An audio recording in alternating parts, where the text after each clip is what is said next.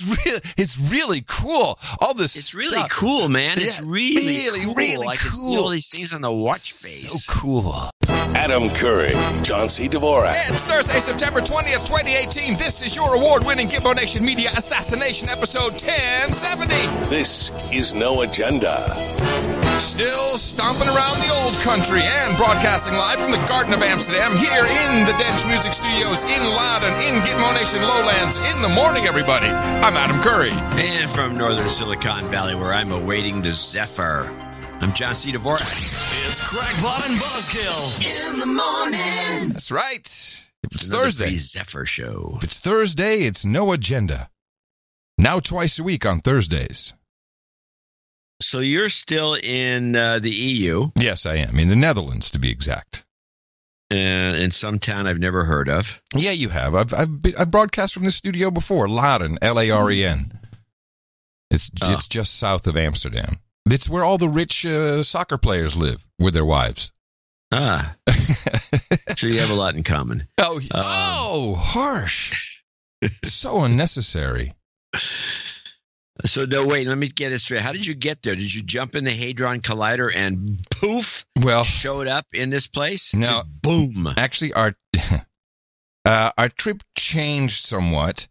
Oh, no. Oh, hold on. It's actually not. It's not funny. One of Tina's sisters is quite ill. Tina has flown back to the Chicago area to be with her and with her family. So that's a shame. Yeah, so that kind of changed a lot of things. In fact, if you don't mind, I'd just like to do off the top an F cancer.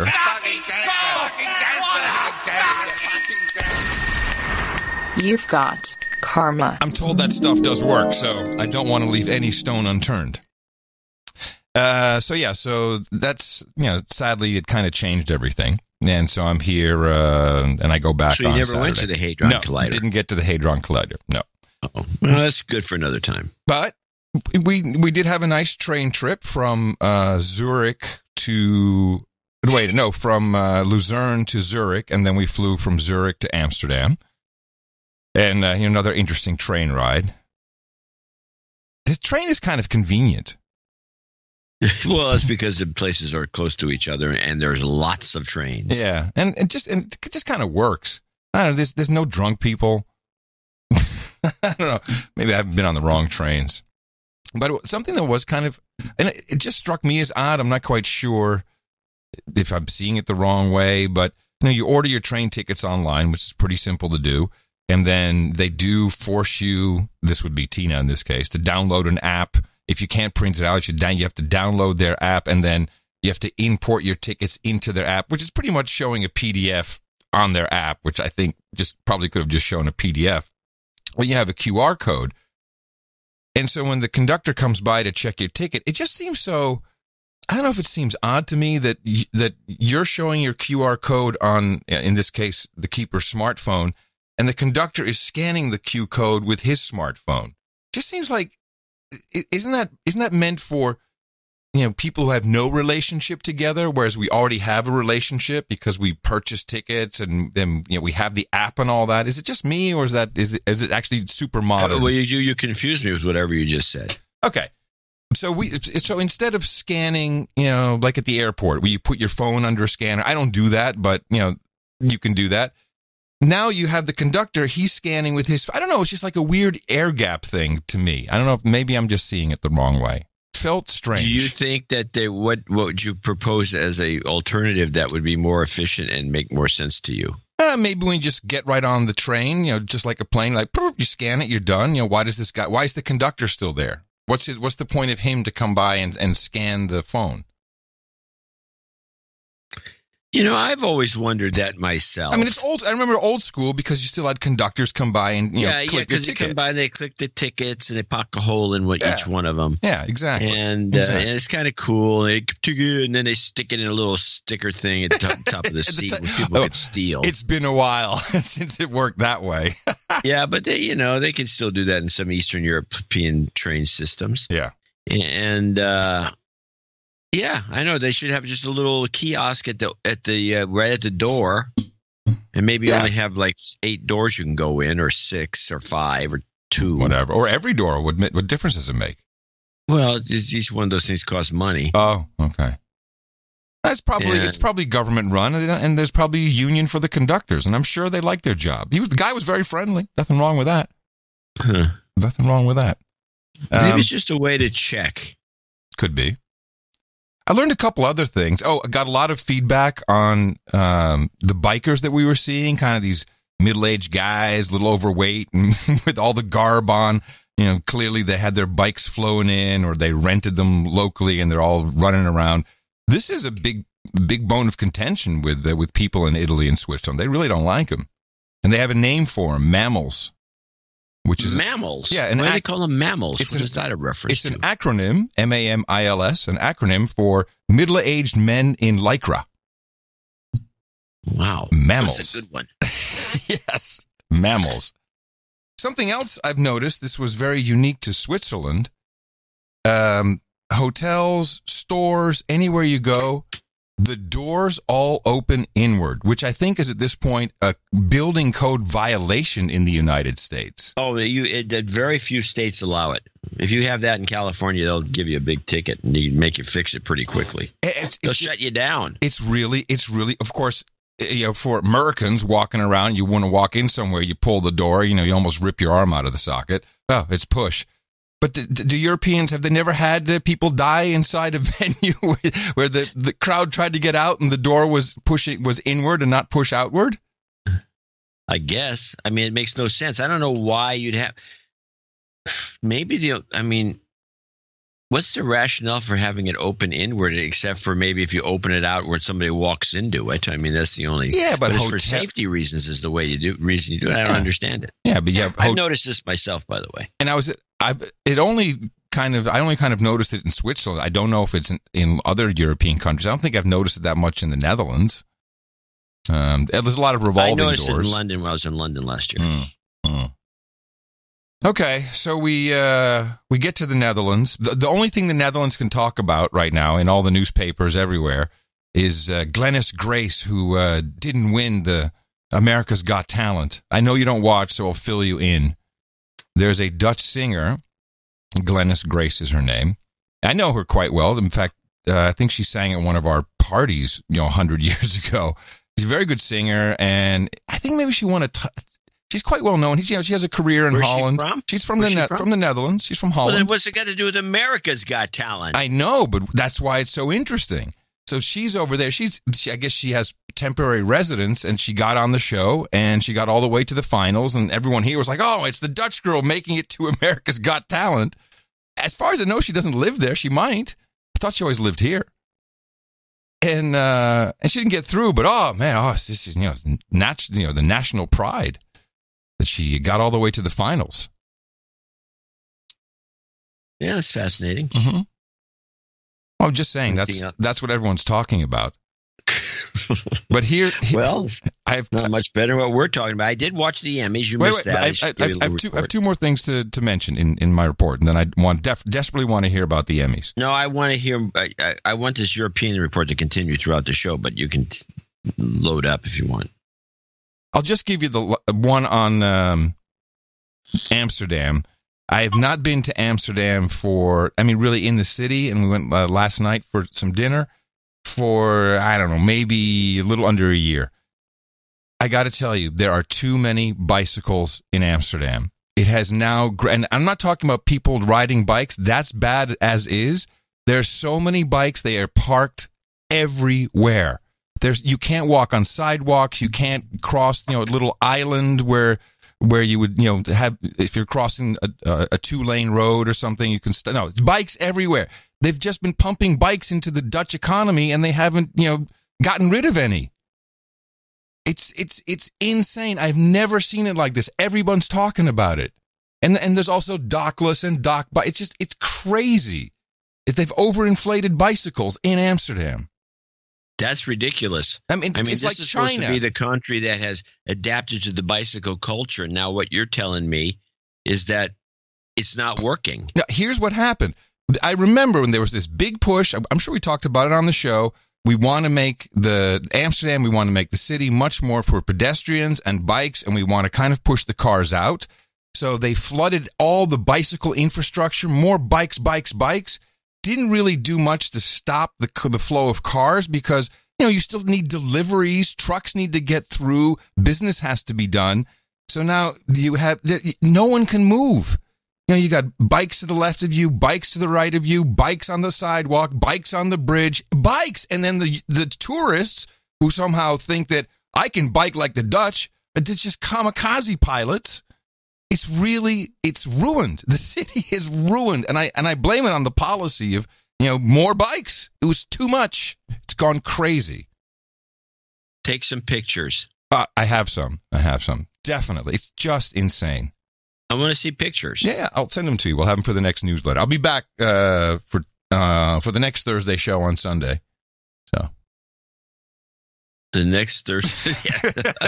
I got you, didn't I? Yeah, I got you.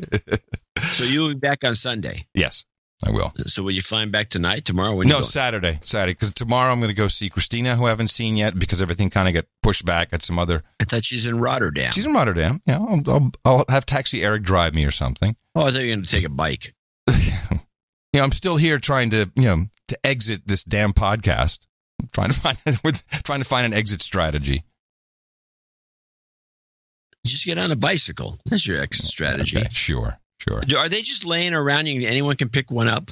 No. Well, I mean, bikes get locked? stolen all the time, but no, people lock them. But you can't even lock them to anything. To lock it to a bridge or a light post or a gate. No, I mean, it's a luxury because all those spots are just filled with bikes. I've never seen it this way, ever. And I've been in Amsterdam since I was, 7. Yeah, yes, I'll take pictures. Oh, man. Take pictures. Yes. There goes a 9-car Zephyr. Yeah. Thank goodness. Late. I think. Yes, 7 minutes late. Huh? 7 minutes late. 6 minutes late. Yeah. You should complain. Why? I'm not on it. All right. So I watched the Emmys. Yes, I was fortunate enough to see the lame opening song and perhaps more insulting, lamer monologue. Well, the lame opening song that they obviously the guy producing it, the Saturday Night Lorne Live Michaels, guy, right? Lorne Michaels. Yeah. He put the hammer down and said, no political, no Trump stuff. We don't want to see any political or Trump stuff because that's what we do on Saturday Night Live. I don't want to see you guys stealing our material. Right. So instead, just rag on white people, men in particular.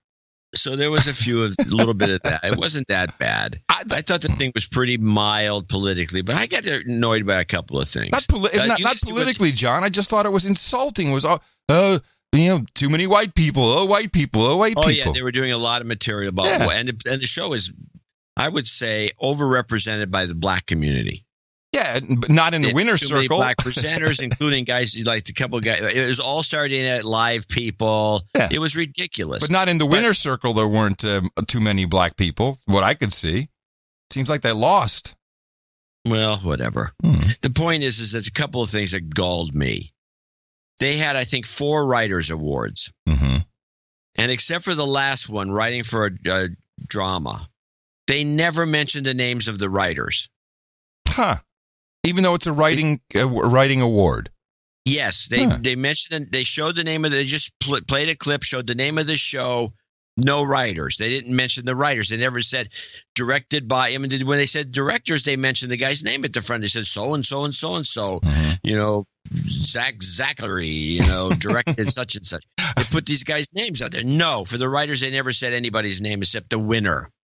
They had to mention his name because they had to call him up to the front. Oh, okay. Well, that's kind of rude. It was very rude. It was for the first 3 of the Writers' Awards. They never mentioned the writers. The last one they did. They named a writer at the beginning. I found that to be outrageous. And I'm surprised the writers put up with this crap. Where's the Writers Guild?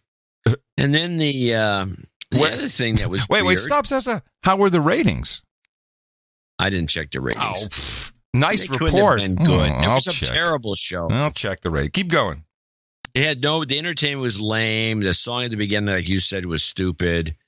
And it was all, race. You're right about that. Oh, all time. Here we go. The Emmy Awards drew a record low audience of just 10.2 million people, down 11% over the past 2 years. Woohoo! Yeah. That makes sense. It was hard to watch Good because work. it was not entertaining. Anyway, and then they get to the dead people's section. Yes. We love the dead segment. They do the dead segment, and they throw in John McCain. Into the Emmys dead set. Oh, that's right. Yes, I read people were really mad because they had John McCain in, yet, but then they didn't mention Mac, some rapper I'd never heard of, but he. How about Tom Wolfe?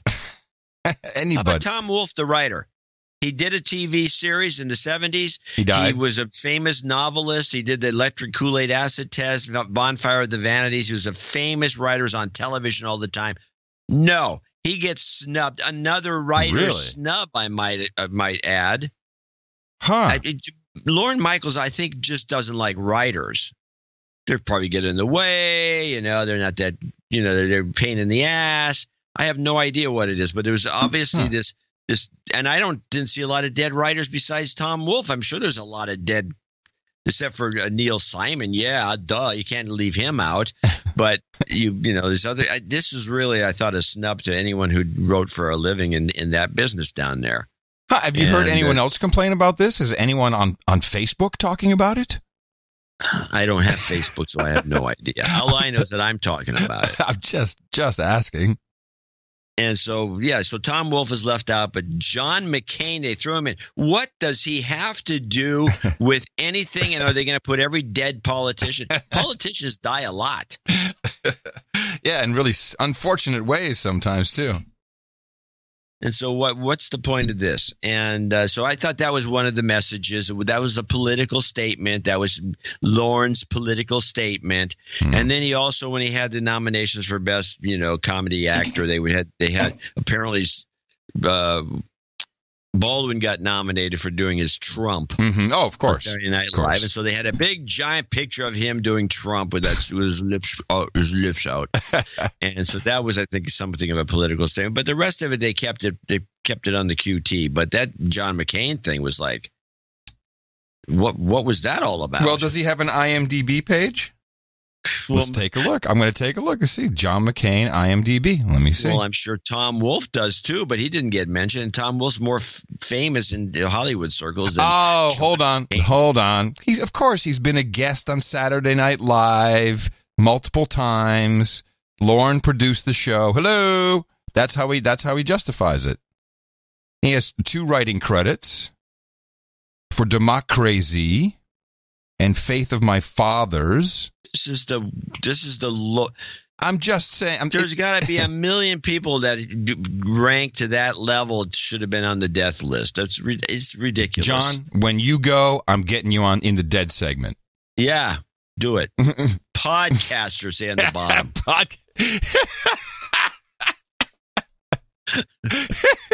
You would come back and haunt me. Yeah.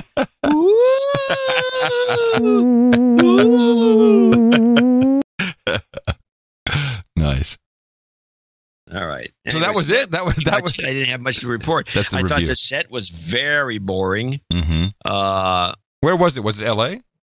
Yeah, it was in L.A. at the Microsoft Theater, which I think is the old. I don't think it's not the Dolby because that's still there. It's the Kodak Theater, I think. I think. I don't know. But it's it's one of the older theaters. Microsoft bought the rights, and so it's the Microsoft Theater. Microsoft never got mentioned throughout the show. I mean, it wasn't even right. It's just an old naming right they have. Naming rights. So it was just lame. It was a really terrible. They should not hire that guy to do the thing. And then another political statement I thought was giving. There's no reason for the Emmy for the best special of last year went to the Oscars. Oh, man, how incestuous is that? Well, besides being incestuous, that was a nod to De Niro. For his F. Trump comment. His F. Trump. Oh, so that made it. What, did they show that as the best segment of the show? No, they didn't show that. They weren't going to do that. This was all subtle nods. Well, I mean, that's your interpretation. I'm just adding 2 and 2. Why would they get the award? This show sucked. it had low ratings too. And also they had, again, they had the McCain thing and then a picture of what's his name doing Trump. I mean, come on. And then I saw the guy proposed on stage. Oh, actually, that was kind of sweet. Okay, I didn't see it. So the guy was kind of lame, but it was kind of sweet because it was at least it was something different. Yeah. The guy says, my girlfriend's sitting here in the audience, and I have to tell you this: I hate calling you my girlfriend. I'd rather call you my wife. That was and then the guy. Yeah. And then the guy kind of botched it though, because I could have clipped that. Yeah. She gets all excited in the audience. I mean, it's pretty funny. Uh-huh. And then so she comes running up the stage, and then as she's running up, he says at least 3 times, I haven't asked you yet. I haven't asked you yet. I haven't asked you yet. What a douche. What a dummy. Because he goes up, once she gets up there, he does go on his knee, give her a ring, and asks her. Uh-huh. But what's he yelling at her for when she's coming up on the stage? You can see where that relationship's going. I can guarantee you what's next. Because divorce. No. Well, there's that. No, we're going to see this another time in the near future on an award show, but it will be a gay proposal. That could be. There was one later in the show. There was a callback to this moment way late in the show. Where this guy, who's also got a girlfriend in the audience, says, and if I forgot if she's some actress, she says, she said she'd punch me in the face if I asked her to marry her here. And I'm thinking, yes, do that on my show, please. Very good. Anyway. Yeah. Well, there is one piece of news that was played up pretty big here, particularly in the Netherlands, since it is news that concerns quite a number of Dutch citizens, many of whom were killed in MH17, the downing of the MH17 airliner over Ukraine, as the Russians did a big live news conference. It was carried live all over the country. People were tweeting about it, and there was live stream on RT, of course. Who interpreted the news for us. And in a nutshell, they have proof that this was a Buk rocket that was in possession of the Ukrainian army and could have only been deployed by the Ukrainians for a number of reasons. And I do have a clip. Remember, this, of course, is RT, so you'd expect them to be all over this news in a positive fashion. And that was, I did a John right there, didn't I? Hey, good work. Fabulous. I like the way we're shortening the show. Yeah. It's literally a 1-second clip. Well, I have a second one. So, yeah, okay, I can summarize. They have the original. I'm so pissed about that. That's not me. They have the original quote. Egg, you're it. Yes. The original passport, each weapon has, or each shell or rocket has a passport. It shows where it was made. It was not made in 1984, as was earlier presumed, but in 1986. And this could have only been in Ukraine for all of these reasons. And all the journalists were there. They could examine the evidence. It wasn't like a PDF, of an Obama birth certificate, but it was the real booklet for whatever that's worth. But they did have this other interesting piece of evidence, which was a phone call of some, remember they had, as proof that the Russians did it, they had some drunk Russian, lieutenant yapping away I'm going to shoot we shot down a plane. Well, now the Russians have their version of a Ukrainian colonel who, and they don't even translate this bit. I will for you. Just listen to this part of the report. The passport and all other relevant documents were actually brought to the room. In fact, they used to be top secret, and the Russian Defense Ministry have unclassified them for the sake of the probe, for the sake of the investigation. They also passed on all the data on the rocket to the official investigation, and they are saying they are open to everybody, to any inquiries, any further questions that the official investigation may have. In fact, even us journalists had a chance to have a look with our own eyes at these papers. Also, the second part of the presentation. This is interesting because I'm telling you, I probably cut out the wrong part on this one too. Although this is a good part of the report, but This is not what I intended to clip for you. The Russian Defense Ministry included some footage analyzed before by the Joint Investigative Team, and the Russian Defense Ministry says basically they've shown their examples of how they believe that footage was tampered with. And the third part was also a very interesting one, and they purported to play to us an audio recording which the Russian Defense Ministry says is a conversation between a Ukrainian colonel with another officer, and a lot of F-bombs dropped in that recording, unedited by the Russian Defense Ministry for the very purpose of showing that they themselves did not tamper with the recording. And this is the key bit from it. Right, so this is only translated with subtitles, but this colonel says, "Holy crap, we don't want to blow up another plane like we did." I don't know if that's the actual translation. Someone will, in the audience will check it for us, but that seemed to be it was a very clear recording, almost as good as they had of Victoria Nuland. The Russians know how to do. The Russians have been preoccupied with, and there's some cultural reason for this, and I can't remember quite what it relates to, but the Russians are really into high quality recordings. Oh yeah, there was kind of an element of that in the death of Stalin. They have. I saw it, but tell me what part? What part? The beginning where they're recording. Band. Yeah. You're right. They have, during the Soviet era, there were microphones everywhere, and they used to everyone knew there was microphones buried here and there, and they just really like that more than anything. They like to listen in. Curry, podcast perfectionist or Russian spy? One of the two. Read the book.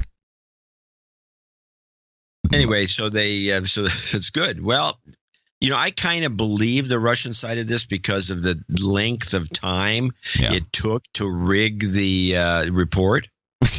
Yeah, exactly. And remember, the thing went down. It should have been within a month or two. They should have had something to tell us. They told us nothing for over a year. Well, it seemed to me it must have been phoning up evidence. It's been longer. It's been much longer than that. And remember that a lot of the main evidence against the Russians comes from Bellingcat. Do you remember Bellingcat?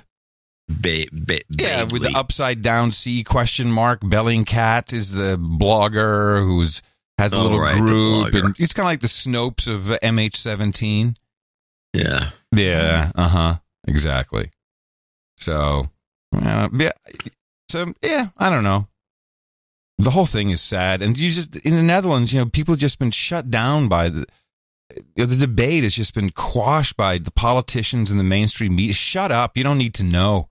Yeah, well, this, every time they come up with a report, that's from the JIT, the Joint Investigative Team.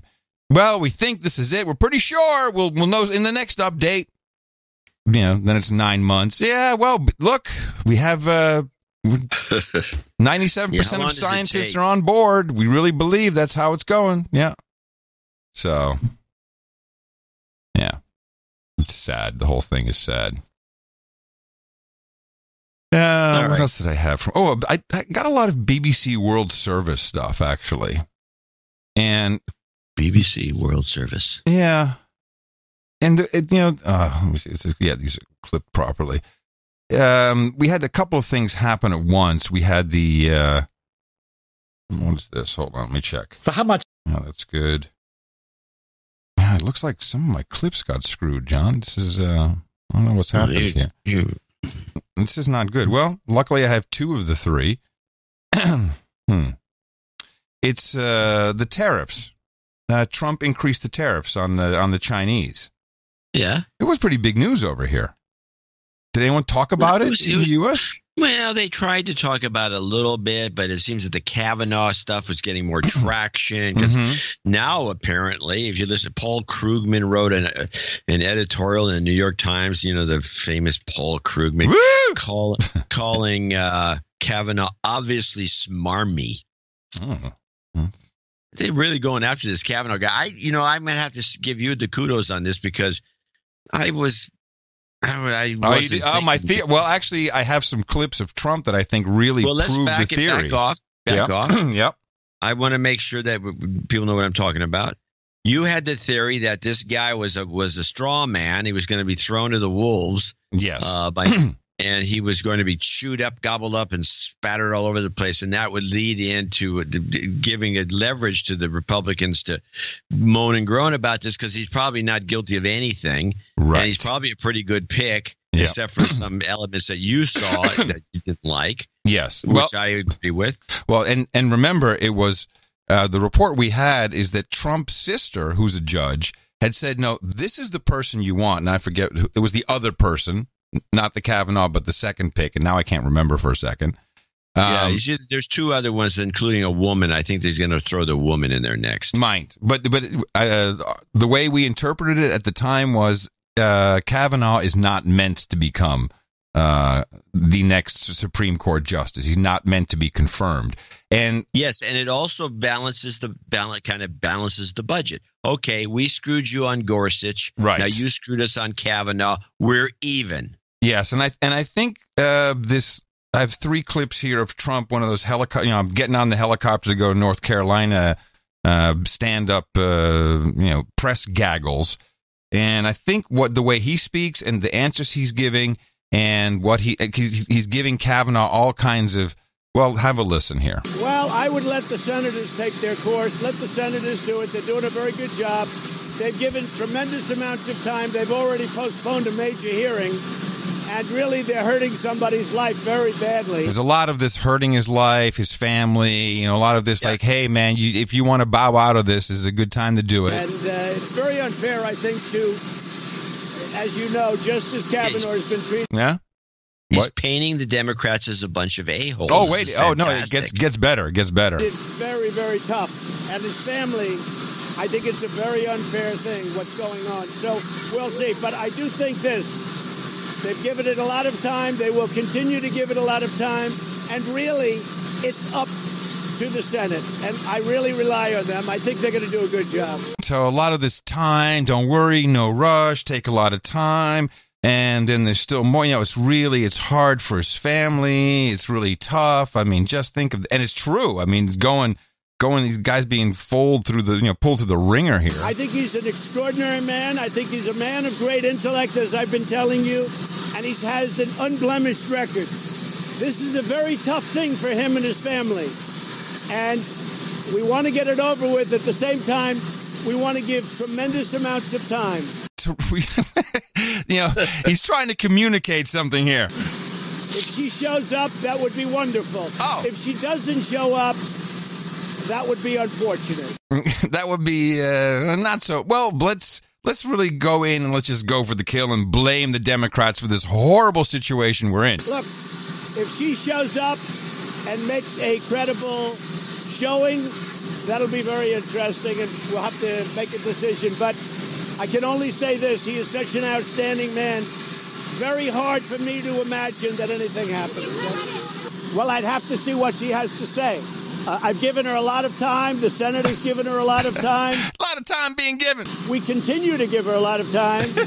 We've held up the whole hearing. What I don't like is that Senator Feinstein had this letter for a period of like 3 months from July, maybe even before that, but from July.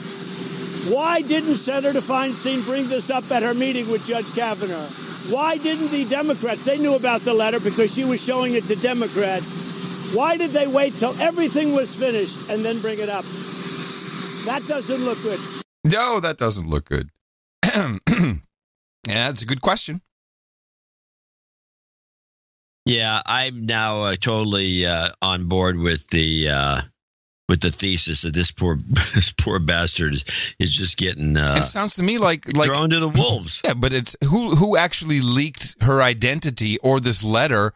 Who leaked that? Feinstein, as he says. Feinstein didn't leak it. I'm sure it was someone on Trump's side who leaked it. Get it out there. Here's what Feinstein said. I have no say. I'm the lead Democrat, so this is all up to the Republican side. I can't say everything's truthful. I don't know. Ah, okay. So let's hear another guy. The guy second to Feinstein is Blumenthal. This is Kavanaugh. This is Blumenthal on the PBS Showboating. And this is the classic move to stall and he knows that this is bullcrap, but he's doing it anyway, which is really shameful. But this is Richard Blumenthal. He has played a unique role in choosing and vetting judicial nominees. He was the one who recommended Rob Porter to his position as staff secretary, despite many people knowing about he's a domestic violence. When he knew about these allegations and what he did to investigate them. Second, we want to know when the letter signed by 65 of Judge Kavanaugh's former schoolmates was first started. It appeared, as you'll recall, the day after the letter surfaced publicly. There must have been some preparation for it. That would be common sense. And the answers to those questions from Don McGahn will be extremely revealing. Let me just say finally that I hope we've learned something from the Anita Hill proceeding of 27 years ago. Gee. That a full investigation is necessary, that corroborating witnesses are essential, but most important, that survivors deserve basic respect, which right now the Republican leadership is failing to give. Oh, man. This whole thing, Survivor. This thing is so sick because it's really, this is the loop of social media and things popping up and people, finding that Kavanaugh's mom was a judge in some foreclosure, and then and it just feeds back into the media machine, and people are becoming violently ill. No, I'm not kidding.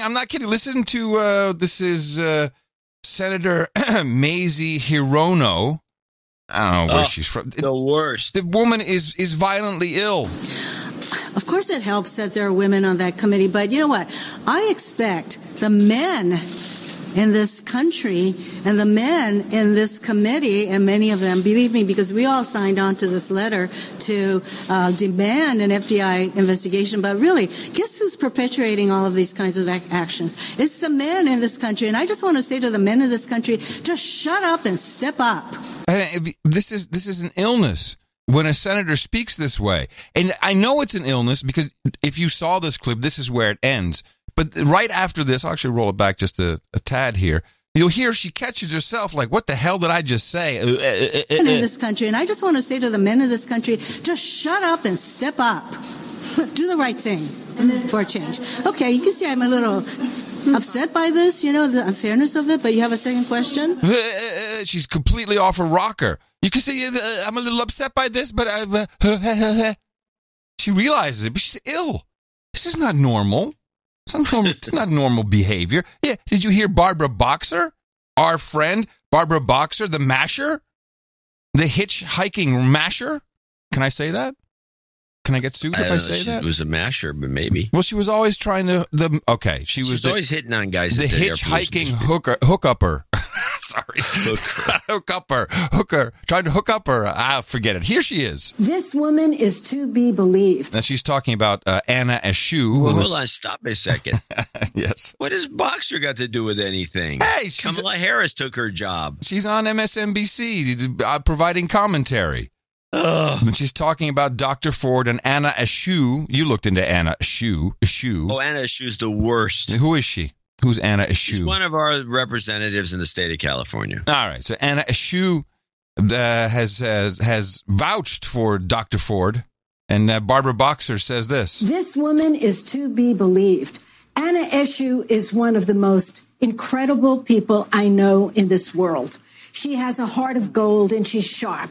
She knows after sitting with that woman, you can believe Anna Eshoo and you can believe Dr. Ford. This was attempted rape. Yeah. And this is a woman who exhibits, Dr. Ford, courage, but the classic signs of post-traumatic stress. I mean, wow. I don't think this is healthy debate anymore. No, but it falls right into the pattern that you predicted. I'm surprised that you feel bad about it. Well, I'm just looking at it from a distance. I'd be gloating a lot more than you are. I think I've been in the EU now, and I look across the water and I go, oh, man, Really? We do cool shit too, people. Back off. The thing is, here's the clip that I'm surprised that mainstream isn't playing over and over and over again.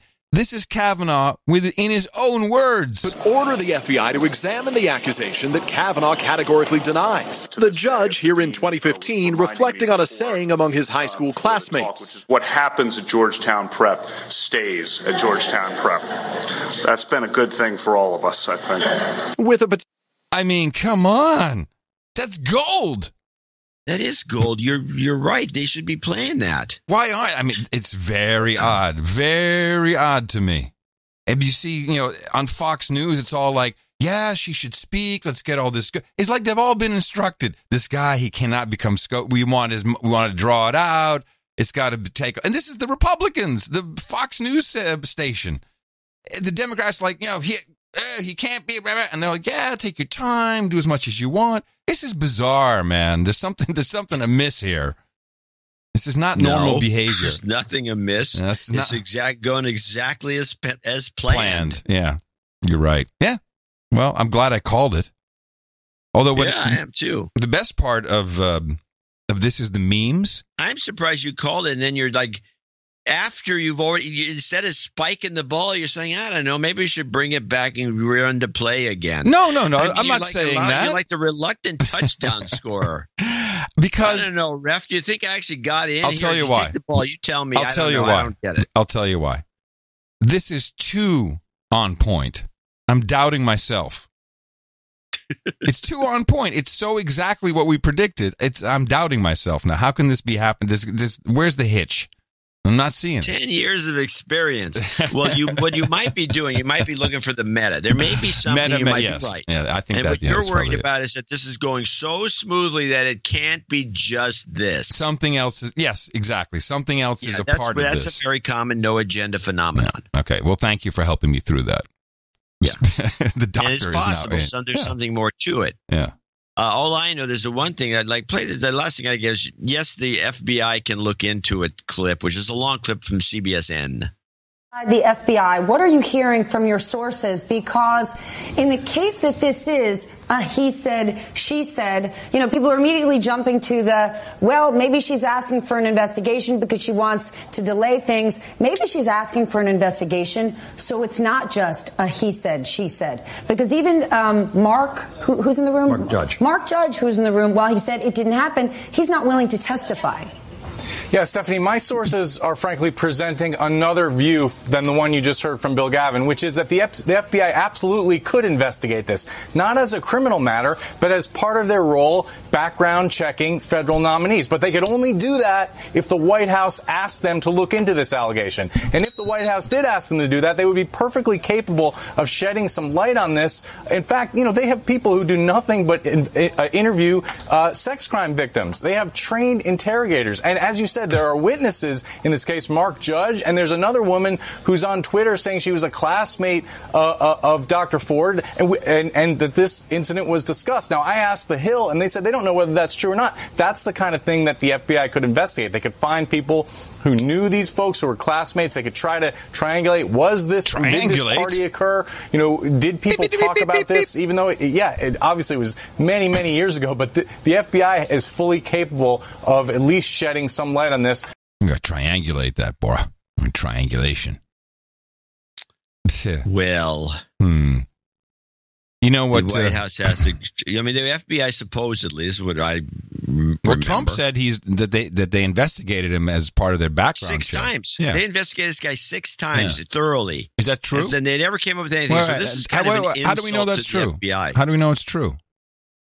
Well, Trump no one's denied that they haven't investigated him over and over, because when he became a federal judge, they had to investigate him, and then they had to investigate him again. They investigated this guy a lot. Okay. All right. And it's like an insult to the FBI. Well, you investigate him and you missed this? You guys stink. You suck.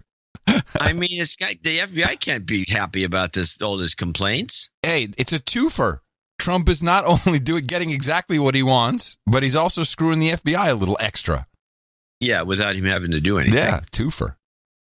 I like the memes, though. I was just going to say something else. That all these letter writers, But I think there's some danger because regardless of what Tina's opinion is on Kavanaugh and the accusations, when Julia Louis-Dreyfus also was tweeting, I support her. I signed on from my school. I'm one of the 200 signing in support of her.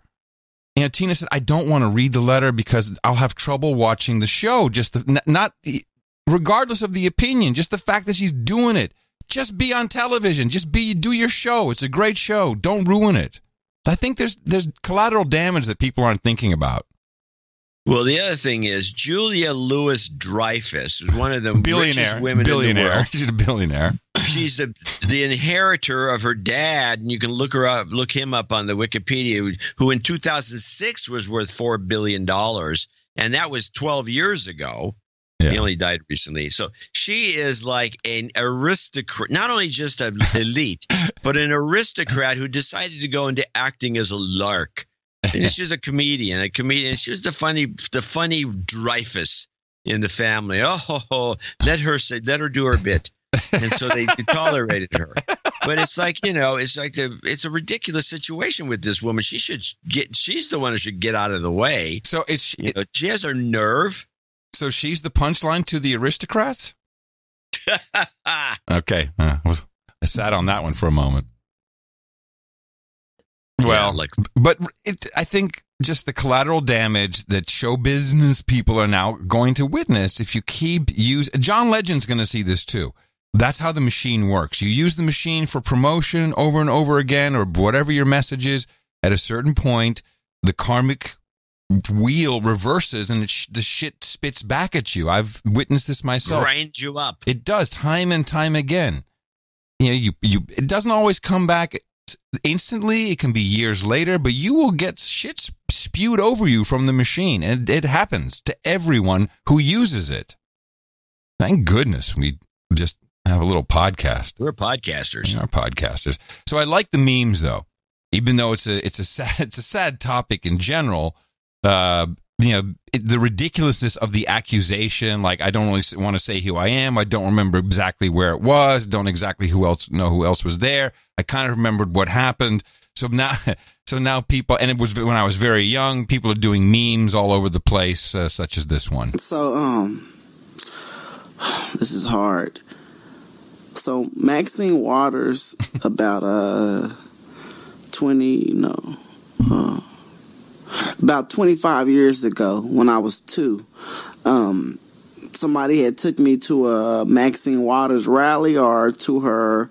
I don't know I forgot where we were at. I don't remember why I was even near Maxine Waters at that age, but she had kissed me on the cheek, and she goo goo gaga and doing all that, and I was only 2. I didn't give her permission to kiss me on the cheek, and and she was grabbing on my cheek saying coochie coochie boochie boochie and all that, and she shouldn't be in office. Like, now, this is like an emotional YouTube face. This is great. Wait for the punchline. Here it comes. They need to launch a federal investigation because, I didn't give her permission to put her lips on me, and her breath was funky. Her breath was funky. It's such a visual joke.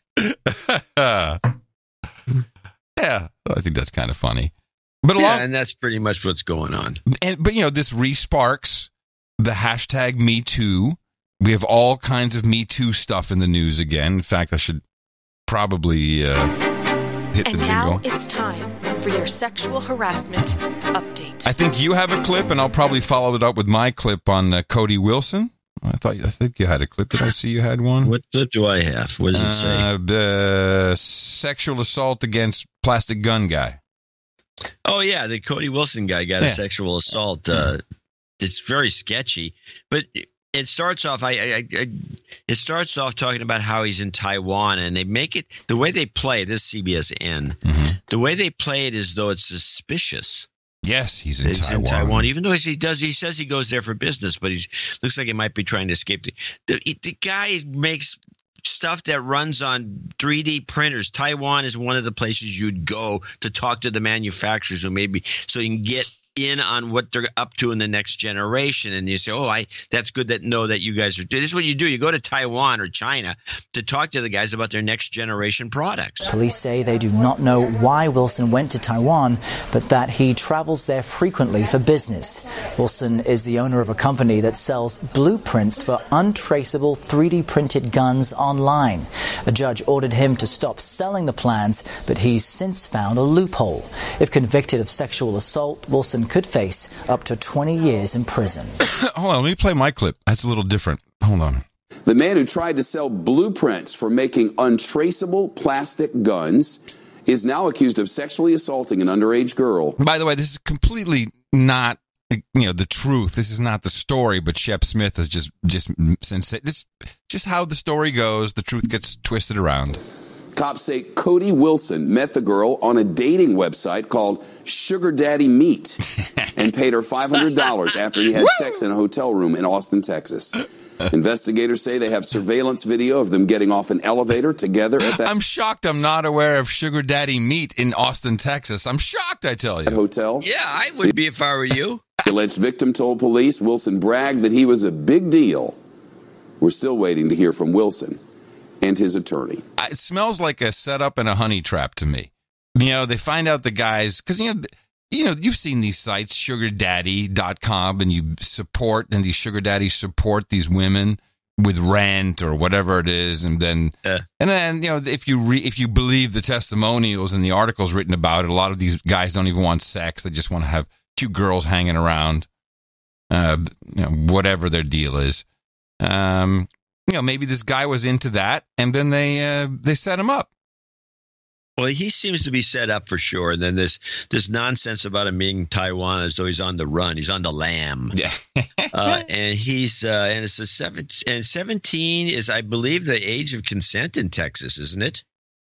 You're asking me? I don't know. I can look it up. Look it up. As far as I know, 17 has always been the age of consent in Texas. So if she's 17. What difference does it make? Well, they say it was a minor and that they were they were tracking him. Yes, under 17. You're right. So we have that little anomaly. That's interesting. Yeah. Yeah, that's a good catch. I didn't realize that.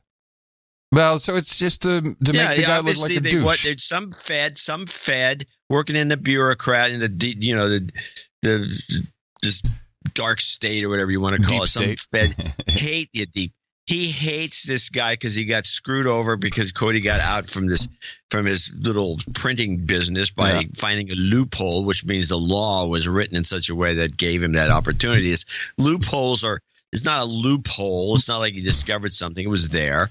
And then this guy got irked, and so they set him up. I heard a setup. I heard him on, and then they got it wrong because she's 17 in a state where it's legal.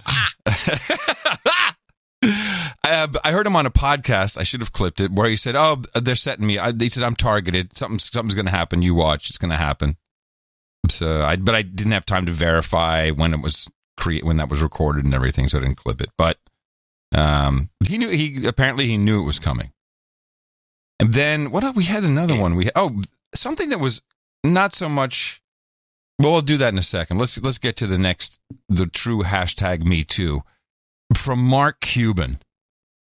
Okay. Set your clip up and we'll see if I need to play mine or not. Okay, this is kind of just a rundown on the changes in the Mavericks organization, and somehow Cuban is like, they got nothing to do with it. I'm going to change some managers because there's one guy, total douchebag, who was running the place. Yeah. You don't have guys like it's always from the top down. I don't care what anybody thinks. If you got about 10 guys working for you, they're all horrible douchebags. You're a douchebag. You hired him. You're a douche. Now, yeah. You're the worst. And so they don't mention the fact that then he was shook down for $10 million by some organization. That's what got me laughing to myself. Independent investigation into the Dallas Mavericks turned up disturbing details about the business side of the NBA franchise. There was pervasive sexual harassment and other serious workplace misconduct, and by that I mean threats, intimidation, and 2 instances where an employee engaged in domestic violence. Sports Illustrated first detailed the allegations 7 months ago, which prompted owner Mark Cuban to hire a new CEO, Cynthia Marshall, and order an investigation. The report turned up substantiated allegations against 3 male administrative employees, including claims from 15 women alleging a pattern of misconduct from former team president Turdima Ussery throughout his tenure. There were 2 women who came forward to report that he had engaged in forcible kissing, that he had kissed them on the lips. There were times that employees said that he repeatedly touched them on their thighs, often under the table where no one could see. Investigators say Ussery denied most of the claims, and there were no complaints in his file. Not a single witness said that they had told Cuban anything. Investigators recommended the Mavericks hire more women and improve formal reporting practices. We have a speak-up culture now. Speak-up culture. Yeah, so I don't think the shakedown was he's giving, Cuban is giving $10 million to organizations that promote awareness and something. I think some specific organization. Oh, I only saw it was organizations. Felt fuzzy to me. Felt real fuzzy. Like, that's not a fine. That's not a fine of any sort. No, it's not a fine. It's nothing. No, and nobody told Cuban about these guys because they knew that if they told Cuban, they get fired. You want to hear Cuban on the topic himself, like all emotional? Oh, yeah. Which I think I believe, as I believe how karma goes around. Now, I understand Cuban. I think at a certain point, maybe when I had a lot of cash and, things were going my way and things I'd predicted came true and I had money. Those two, you have to have the combination. Otherwise, you're just some dude, podcaster, who says he's from the future. And you get a little cocky. But Cuban is cocky. He's a cocky guy, and he had a lot of fortunate circumstances take place. Very smart, not taking anything away from him. But he's been cocky. The machine's going to come around to him, and this interview may be the one that's going to hurt him the most. As, again, he's at the top of the organization. Here's how he's discussed. I think this is ESPN, actually. First, just an apology to the women involved, the women that in a couple cases were assaulted, and not just to them, but their families, because this is not something that just is an incident and then it's over. It stays with people. It stays with families, and I'm just sorry I didn't see it. I'm just sorry I didn't recognize it, and I just, hope that out of this, we'll be better, and we can avoid it, and we can help make everybody just smarter about the whole thing. When you read through the report and you really read the details of things that you hadn't known about before, what stood out to you as the most difficult and sort of what people had to go through? Just the pain that they went through, my company.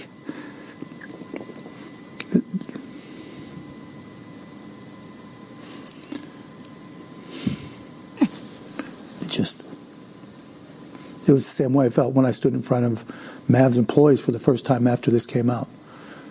And I apologize to them. It just never in my wildest dreams did I think that this was happening right underneath me. And the pain that people went through, the pain that people shared with me as this happened, the tears that I saw, it hurt. And the way I felt is nothing compared to the way they felt. Oh, well, I'm glad you said that at the end. A lot about you, Mr. Cuban. Well, hold on a second. Doesn't this contradict the report that I had clipped? To which degree? To the degree that they said no one ever told Cuban, and now he's telling us that they're coming up to him crying and sobbing? Well, this is after the fact now that it's all out there, apparently. No, well, we don't know. He never really explained the timeline here. Okay, I'm just being presumptuous, but anyway, it's like, wir haben es nicht gewusst. We didn't know. I didn't know. But I'm so in touch with such a great organization, but I don't know what's going on in it. That's the contradiction. Yeah. That's the contradiction. That is really a bad thing to say. Yeah, this is the family. This is the Maverick the organization's family. Out of control? I thought you owned it. I mean, they don't even call them companies or teams. They call them the organization because we're organized. And not only that, but he's a hands-on guy. Uh-huh. Apparently a little too hands-on. Oh, Johnny C. Dvorak. And then, although not really, actually, we should conclude this. And this concludes your sexual harassment update. It was kind of a shakeup in the open source community, as after years of abusive emails, the creator of Linux steps aside. Have you been following the Linus Torvalds story? No, I have not. You have to brief me on this. Oh, my goodness. He has come to the realization.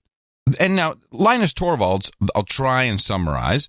I guess he took GNU Linux and created Linux, whoever story you believe. But he's been running the kernel, which is the core guts of the Linux operating system. And it's a very tough job. It's a very political job. And it's all in consuming. This is a lifestyle if you want to be someone who runs a project like that and makes these decisions.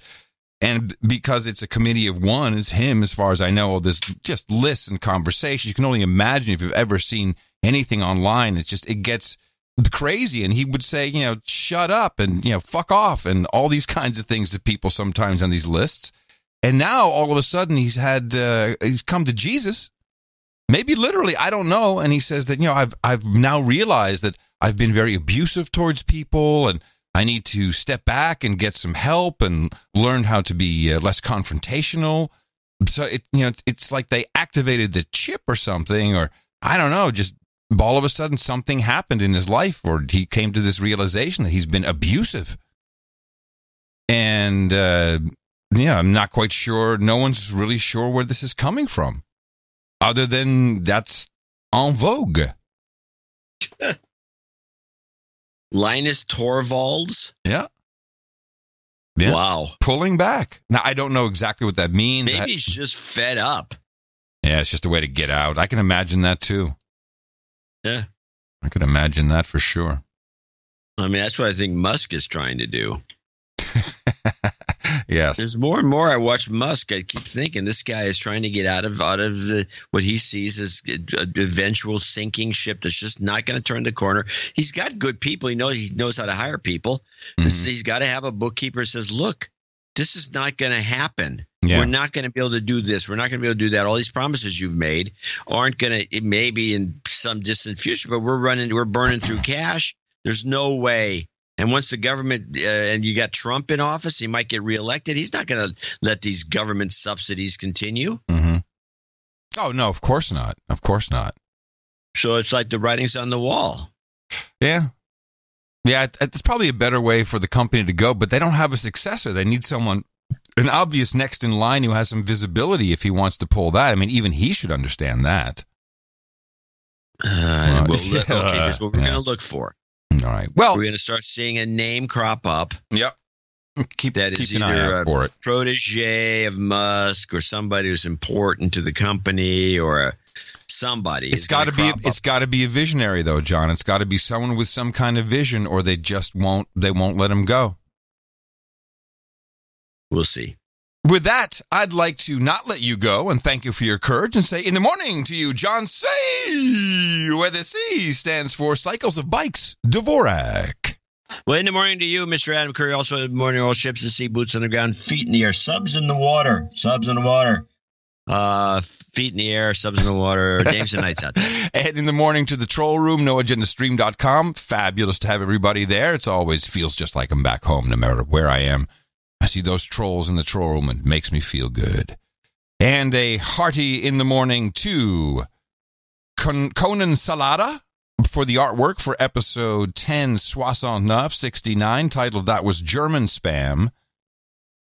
And it was, we've had a lot of ant artwork based upon an ant story, and this was a fine revisit to how you can really get rid of ants. One of our supporters had donated, thanking you, or his family had reminded him to thank you for teaching him how to get rid of ants.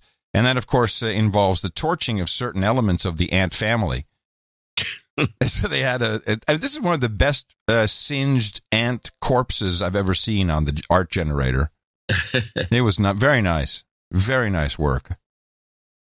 Conan Salata. NoAgendaArtGenerator.com is where we find all of this talent, and we're always extremely appreciative of it. Thank you very much for your courage and your support of the No Agenda Show. We do have some people to thank, and we have the curious phenomenon of a bunch of executive producers and one lone associate. Oh, again, that was the same as the last Thursday's show. Yeah. So we have, right, on Sunday. So we have Sir Julian in Morgan Hill, California, is their number one guy. The $1,000 and $1,001. 1001. Whoa. Yeah, that was pretty good. What does he say? He says, checking in again to hit that Earl level. He's going for Earl. Oh, cool. I'd like to encourage all listeners and producers to get on a budget, pay cash for everything, and work towards having a FICO score of 0. Yeah. The borrower is slave to the lender. That's right. All the money you're sending Visa, MasterCard, you could be building wealth and supporting the things in life that really matter, like sanity. NJNK, Sir Julian, soon to be Earl of the South Bay, and autonomous cars. Nice. Thank you. Wise words as well, Sir Julian. Thank you very much for your courage. And then by coincidence, Sir Onimus of Dog Patch showed up. He's back. Good to hear from him. He comes in once a month. He's Sir Onimus of Dog Patch in Lower Slobovia. Yes. With $900. Interesting. Your analysis, and he writes in. He's got a note. He writes he's as anonymous as he can be. Mm-hmm. Your analysis and travel reports remain great, and the jingles end of show mixes artwork, insight, and intelligence from the many listeners, and of course the technology that runs the show. Oh, that's clearly nice. Makes this the greatest collection of producers in the universe. Wow. Thanks to all the in-kind producers for making this show such a great and informative experience twice a week. I can only help financially. I remain annoyed by the use of the term democracy rather than republic by the elected officials and reporters when speaking of the United States governance. Saying the U.S. is a democracy is like nails on a blackboard to me. Right on. Preach. I have lived in 7 of these sovereign states, and each is unique and proud of their independence in thought and governance, even the ones with governors in jail or teetering on bankruptcy. Yeah. I guess he lived in Illinois for a while. Right, I guess. And each of these sovereign states have hated Washington politics and its influence, except California, and also want their share of federal taxes paid by their citizens back. Citizens, read the Federalist Papers or move to another state. Answering a question from an earlier letter regarding my baby brother, Angelic Knight, no longer being tracked by the Secret Service because of his location. Okay. The word sharps are things like knife, which apparently was used, are things like knives, scissors, razors, screwdrivers, pens, and pencils. It's a regional term. But is your circle of friends and family that clean given the percentage of Americans that have such restrictions? So, hold on, John, hold on. Them? You said something. The troll room is yelling about, you said, it's Washington? You're supposed to say Washington? Washington. Yeah, I don't know why. Or do you never visit them? Yeah. Curious observation. So I don't know who he's talking to because I don't remember the note he's referring to. Yeah, I don't remember either. But I was going over this with the family. Oh, good. And we think this is some sort of code. Okay. So lay it down again. I want to see if I can understand it. Answering a question from an earlier letter regarding my baby brother, Angelic Knight, no longer being tracked by the Secret Service because of his location. Sharps are things like knives, scissors, razors, screwdrivers, pens, and pencils. It is a regional term, but is your circle of friends and family that clean given the percentage of Americans that have such restrictions? Or you just never visit them? Curious observation. We follow the rabbit at dawn. The wet swallow flies at night. I love him. Sir Onimus of Dog Patch. We don't know what he's talking about, but he does say NJNK, and we thank him for that. Yes, thank you for your support, and really for thanking everybody. That's how the Value Network works, and he recognizes that, and that's very encouraging. Thank you. Ken Anderson in Excelsior, Minnesota nuts, requesting an F cancer and karma for a friend who just lost his amazing and caring mother, Mary Pat. Thank you for your courage.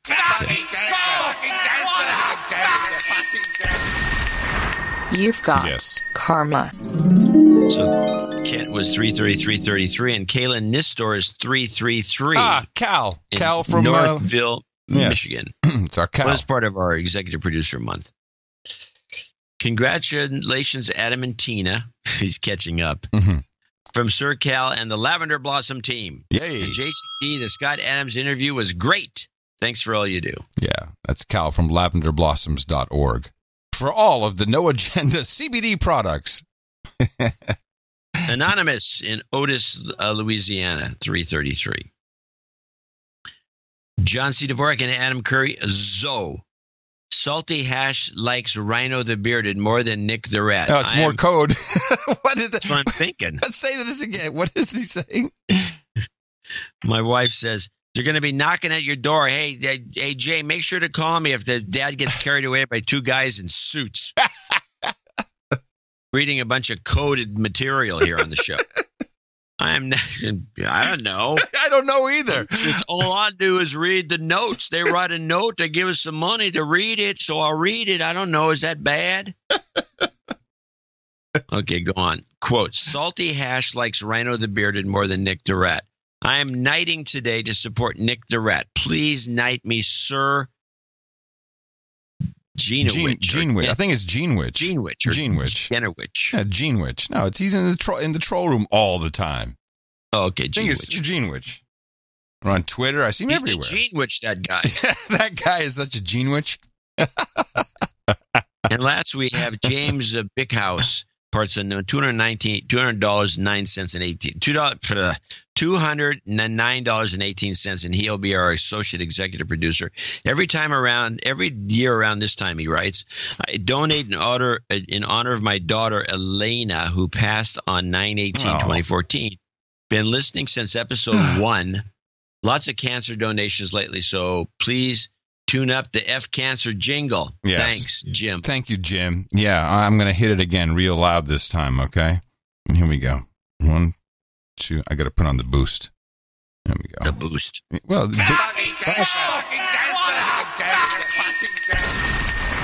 You've got karma. There I am. Boosted it. So there's our executive and associate executive producers for show 1070. I want to thank each and every one of them for helping us keep the show going, and you do get credits for doing that. Yes, you certainly do get credits, and we really appreciate it because it just really solidifies the entire idea behind this crazy model that we thought up. Coming up on 11 years, John. Coming on 11. Okay, that was unnecessary, but okay. Thank you. These titles you receive, executive producer and associate executive producer, are actual titles. You can use them anywhere titles are recognized. Using them on the LinkedIn does seem to result in work, and we're very proud of that. And we will also be thanking everybody who came in $50 and above in our second segment. And we have another show on Sunday, sometimes known as Thursday. Remember us at Dvorak.org/NA. So much to deconstruct. Yes, we've got a lot for you to go out and talk about. Our formula is this. We go out, we hit people in the mouth.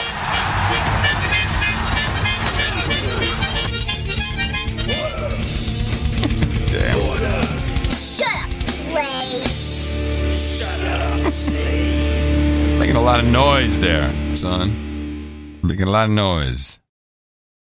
Let's see. I picked up a few more things. Now, did we even get to the? We didn't even get to the China tariffs. I didn't play those.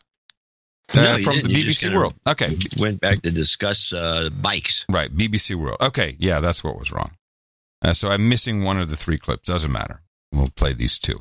So the BBC World Service talked about these tariffs, and as we already discussed, the Kavanaugh stuff kind of took over in the States, which was great because here was talked about a bit more, and it was shocking what's going on. Here is BBC World Service on the tariffs with a response from the Chinese. For how much longer can the world's two biggest economies engage in a damaging trade war before one of them runs up a white flag? China has fired the latest salvo, imposing tariffs or taxes on $60 billion worth of imports from the United States. It was responding to President Trump's decision to levy further tariffs on $200 billion worth of Chinese goods. The Chinese Foreign Ministry spokesman Geng Shuang said no one should be surprised at China's response. I want to reiterate that in response to the action taken by the United States, China has to take necessary countermeasures to defend its own legitimate rights and interests and to safeguard the global order of free trade. The US action has brought new uncertainties to the trade negotiations between the two sides. We've already expressed our position on China-US trade issues many times, and I think it has already been made clear to everyone. So the second clip, unfortunately, was part of a nice threesome because they explained there that the Chinese are kind of running out of tariffs to put in place because of the trade deficit. They have a huge trade surplus. Mm-hmm. Trump knows this, and I don't understand why people can't get it. Mm-hmm. Is that if you're the worst they can do to you is tax this much, it's 1/10 of what we can tax of their stuff.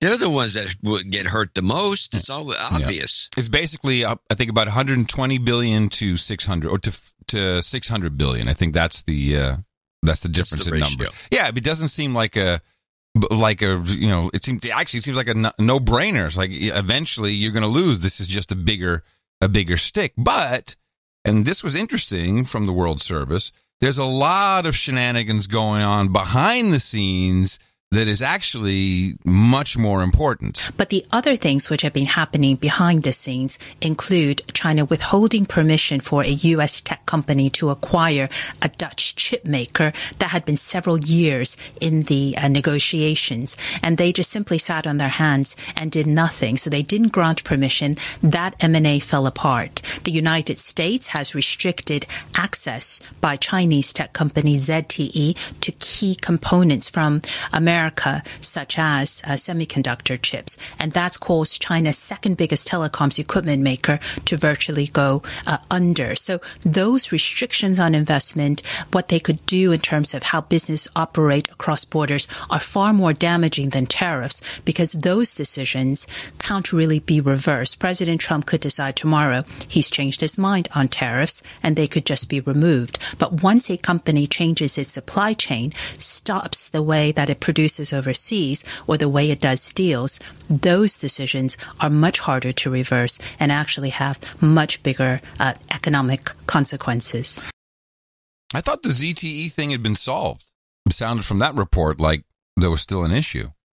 I have to look into it now. Yeah, because that was the whole. I mean, I know that our thesis is that Trump tried to save that deal to help. Because, you're right. I mean, collapsing. That's what we don't want. Right. Tariffs can change overnight. That's true. I mean, this is also, there's a lot of stuff going on with mindset these days. And you get into this, your own personal loop of, oh my gosh, but when you step back for a second, tariff is here tomorrow, poof, gone tomorrow.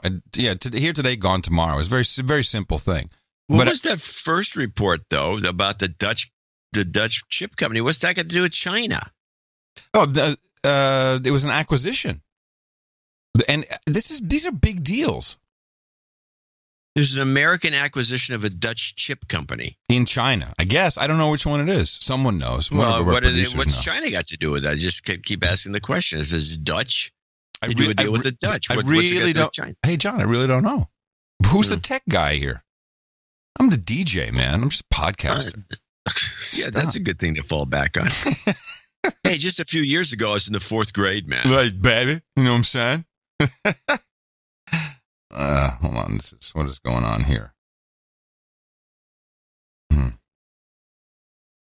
strange just happened with my. The EU can put the kibosh on a lot of these international deals. The kibosh? Because they just say, the kibosh or the kibosh. Yeah. They just say, no, you can't buy that company. They're actually They say, yeah, you can buy them, but then you can never do business in our country again. Right. Maybe there's something like that going on with China. That would be interesting because I think they could get away with that. The EU's been getting away with it forever.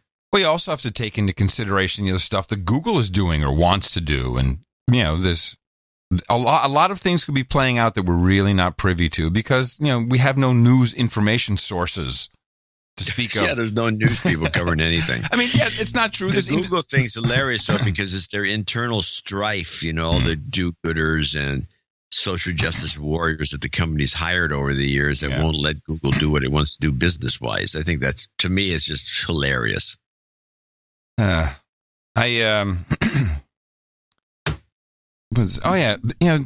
just wanted to play this clip just because what he says is kind of funny, but I don't know if you saw Joe Biden. No. Well, here's what he said. These forces of intolerance remain determined to undermine and roll back the progress you all have made. And this time, they, not you, have an ally in the White House. This time, they have an ally. They're a small percentage of the American people, virulent people. Some of them the dregs of society. And instead of using the full might of the executive branch to secure justice, dignity, safety for all, the president uses the White House as a literal bully pulpit, callously exerting his power over those who have little or none. So I play the clip because, of course, he said some of the people who support the president are dregs of society. Dregs of society. But you really need to find that clip or look at a recent photo of Joe.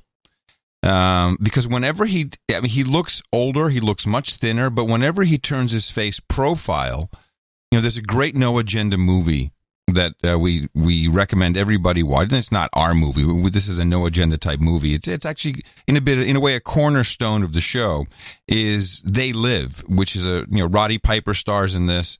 And I think it's a Carpenter movie. It was a John Carpenter movie. John Carpenter's only horror movie. Well, no, he did horror movies, but it was the only science fiction movie. Yeah. And it is a must watch. It's it's not the best made movie.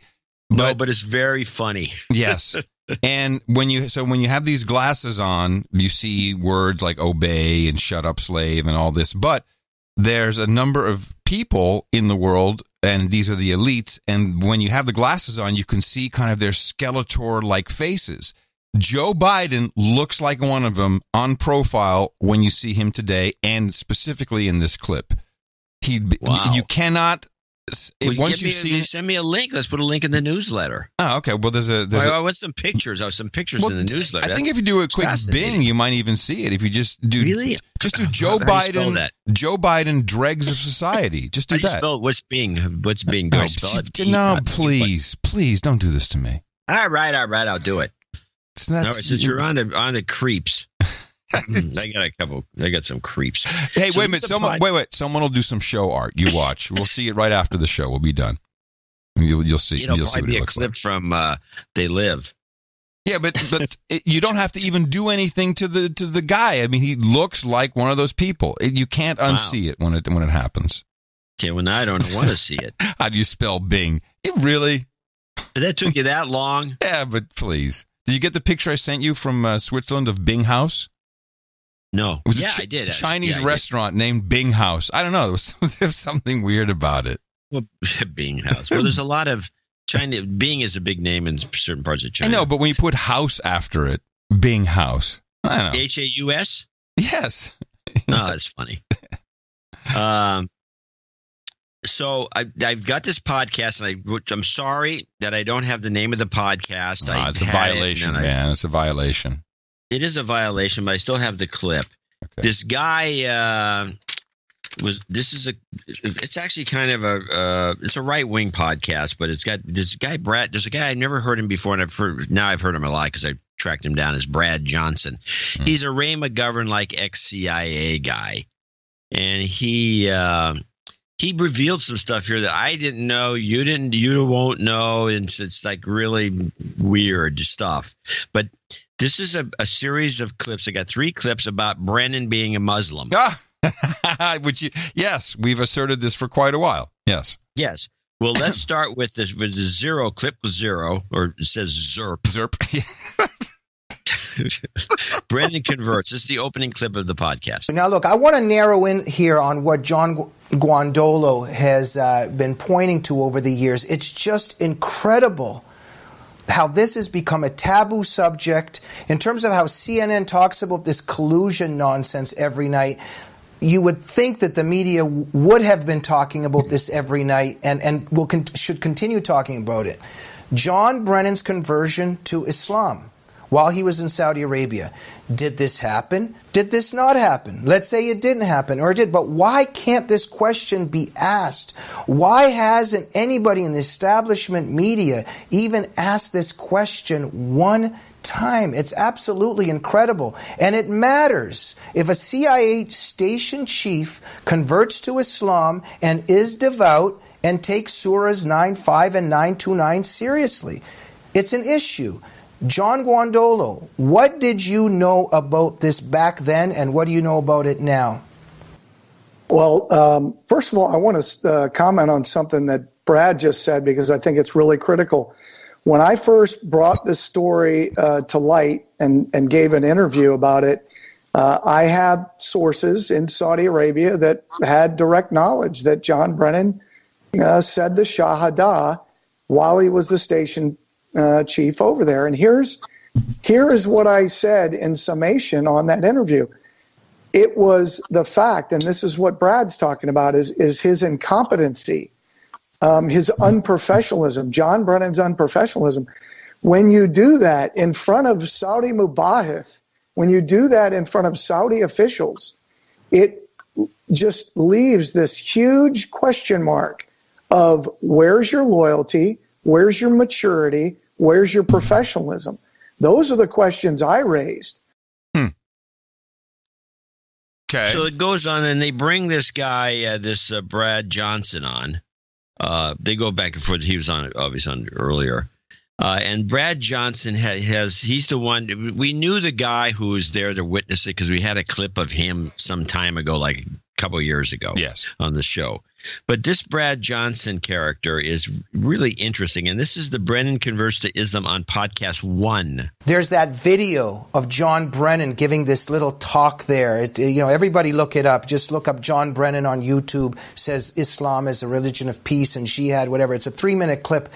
And he's just on fire talking about Islam being a religion of peace, and he's speaking Arabic. And I've studied fellow travelers all my life, and that euphoria that he's in, it's a typical fellow traveler that's worshiping the totalitarian entity that he's in front of. It's just a very creepy video. Let me go to you, Brad. Hopefully you'll say what you think of that video as well. But let's begin, Brad. What did you hear while you were at the CIA about Brennan's conversion? Well, that it's true. I mean, I do have, I would say my information is similar to John's. I have a close personal friend I've known for nearly 40 years who was there, speaks Arabic and so on, and says he personally witnessed all of this. So I believe it's true. Now, that's not firsthand knowledge, it's secondhand knowledge, but it's secondhand knowledge from someone who was there, who I know was there, and had access to know. And I'm fully convinced that it's true that he converted to Islam. I have a couple questions. First of all, when this guy says fellow travelers, does he mean fellow Muslims, people who've converted to Islam? I'm not quite sure what he meant by that. No, I think what he refers to, this actually goes back to the days of the communist scare in the 50s, and fellow travelers were people that were subversives. Oh. And you could spot them by their kind of zealotry, and it's a style that indicates that they're really not, they're on a specific side of things. And just in the back of the 50s would be the communists, the old communists. And fellow traveler, if you look it up, is really referring to just part of a group of kind of, I wouldn't call them creeps, but people that are not creeps, not really on your side, and he's working for the enemy. Mm-hmm. And secondly, Okay, so he converted to Islam. He was station chief, and he learned the language. He started to read a bit. It's like like people go to India and they come back all enlightened. You're like, I'm a Swami Gumi, and what difference does it make? So the guy's Muslim. Does it matter? He's the CIA chief. He's not supposed to be changing religions in the middle of his gig. And then, of course, after turning, is that in the handbook? It better be. And then in the bigger scheme of things, since some people believe that Obama was a Muslim, that's why he put him as the head of the CIA. Because in fact, he may have been appealing to Obama by switching religions. Somebody may have told him that Obama's a Muslim and he's like working for us. Now, with that in mind, you have to listen to this part, which you've heard none of this even suggested anywhere, and this is where Brad continues. I do want to take a little bit different take on some of this stuff. I think that Brennan is still extraordinarily active within the intelligence field, and I think the fact that his clearance was taken away was a fabulous stroke of genius on the part of President Trump. It was really, I think it's going to be extraordinarily helpful, and let me explain why. They just named a new deputy director of the CIA, a guy named Vaughn Bishop. Now, Vaughn Bishop, handpicked by the current director, Gina Haspel. Now, there's something out of that that's extraordinarily unusual, and that was he was pulled out of retirement to come back and fill this deputy director of the CIA slot. Now, that isn't, that does happen from time to time, but in his case, it's the second time. He was also pulled out of retirement by none other than John Brennan to fill the position of ombudsman for his modernization program that we were referring to earlier.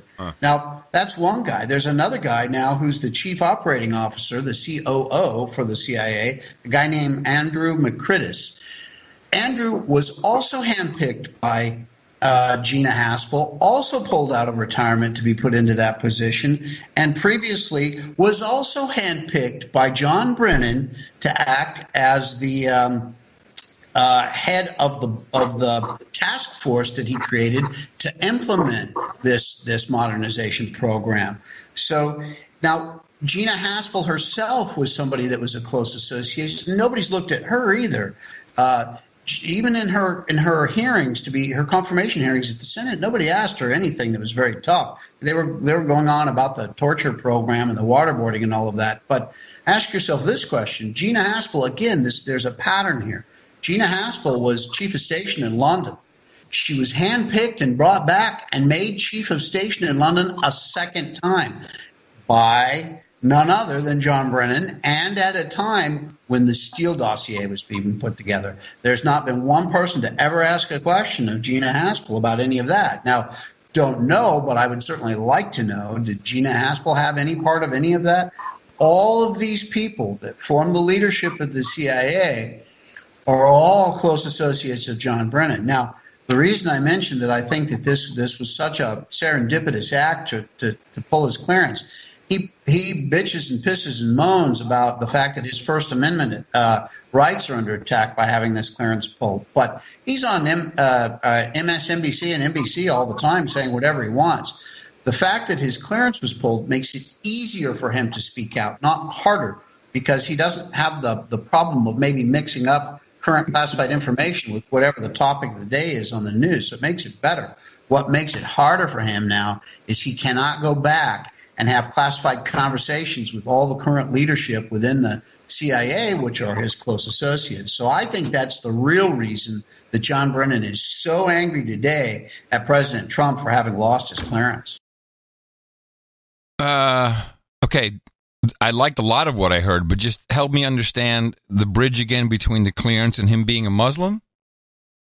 There's nothing about the clearance and him being a Muslim.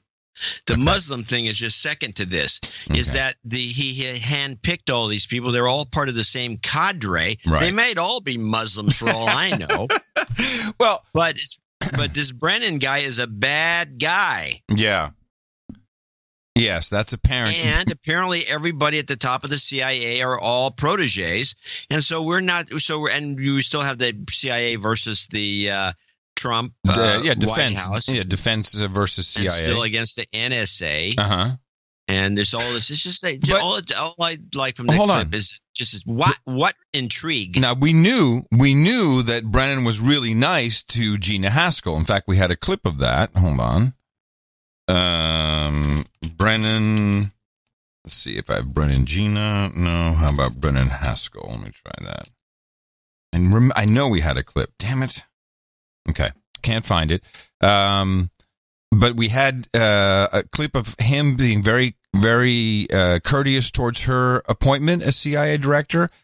And there was someone else we had saying, that she was his protege. And we thought it was odd at the time as well. And but Trump certainly knows who he's putting in there, doesn't he? Maybe he doesn't. I don't know. Maybe he doesn't know nothing. He may have been hornswoggled. Hornswoggled? This is a phrase from the Shays. Hornswoggled? What does this mean? I don't know. I may have just made it up. Duped? Duped. He may have been duped. Duped. Okay. Yeah, it could have been. But it's not. The CIA culture is not going to go anywhere with her at the top, apparently, and her henchmen surrounding the head of the operation. Right. I don't know what the agency is going to do if they have if this is and Brennan's still somehow involved. He may be violating his various things that he signed off on.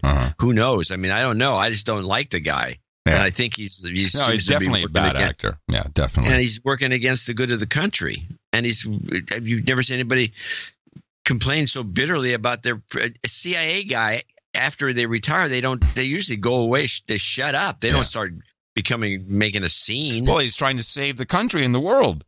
He's not for what? Yeah, well, that's what he says. Because Trump. That's why. Come on. We all know this. This is anyway. I just thought that was all good stuff. This kind of plays in. I got a note from Jane. Jane says, "I'm a quote normal mom of 5 who follows Q, and I need to let you know that Q does not post on Reddit and was not shut down like you reported on Sunday." So I just wanted to respond and say, yeah, we know that, but if that was your takeaway, I'm sorry. Obviously, this was a discussion board on Reddit, The Great Awakening. It's where Q drops are discussed and proofs are posted.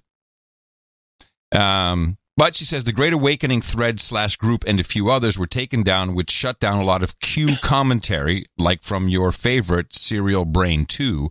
But the Q group posts on the 8chan board, and it's going strong. For me, Q connects the dots in areas that baffle you and John at times. There is a deeper layer of evil that I know you know about. I don't mean to joke because this silent civil war that's been going on since Trump won the presidency is real, and Q has motivated so many to research and think critically. Thank you for wearing your Q goggles sometimes. It means everything to me. All the best from Jane. So I do want to say that I think we're pretty aware of the overall bad, and this actually goes right back to the movie They Live. I'm pretty sure John and I agree that a version of that is going on. John? Well, if you want to take it in the broadest strokes, metaphorically speaking, obviously. Yeah, there's a version going on for sure. You can tell it by these people, and you just watch the mainstream media when we're talking about. Well, how about the redacted text messages? Journalists are saying, no, we don't want to read the scoops. What is that all about? Yes, this is a thing I pointed out in the newsletter, and it's been pointed out by many a person, is like Trump is going to unclassify the FISA warrant and a whole bunch of other items, and the journalists are all bent out of shape because they're I don't know what they're afraid of. I think every one of them is a paid agent. And they're paid to say this because there's no journalist in his right mind that wouldn't want to see more and more and more. I mean, if you're a journalist, you want to get right in there. You want to see the secret documents. You want to be able to analyze all the papers. You don't want to, oh, no, they're releasing more stuff for me to have to, unless you're just lazy. And nobody's that lazy. I mean, that actually makes you less lazy because here's the document. You don't even have to do any work. Just copy and paste. It's perfect for journalists. So there's a couple of scary things here. One, it's actually, I find it scarier. It's scarier that the journalists may actually have been so brainwashed into not wanting for this to be released. That is absolutely possible, John, that it's just a complete amygdalitis and people have gone insane. It's possible. Or the matrix has been reprogrammed for some, the simulation. Or as you say, they are lazy, which, that can't be true. But then if they're really in Mockingbird and they're really on the payroll, we need to make a list. I'm sorry. I've been making a list all along. I mean, we do have some people on the list. Who do you have on the list? And we need to call this the list. And I want a list, and I want this list of people, because this is the clearest way. So the list will contain people who are either have mental issues as journos, and we call it the LibJo list. Ooh, I love that LibJo list. Somebody register libjolist.com. It's not the LibJo list. I mean, there's lots of LibJos that are super LibJos that aren't on the payroll. Okay. Yeah, but all right. So it can't be the LibJo list. It can't be the LibJo list. Well, I need a name. Okay, we'll come up with something. Someone will figure something Suspicious, fellow travelers. Fellow travelers.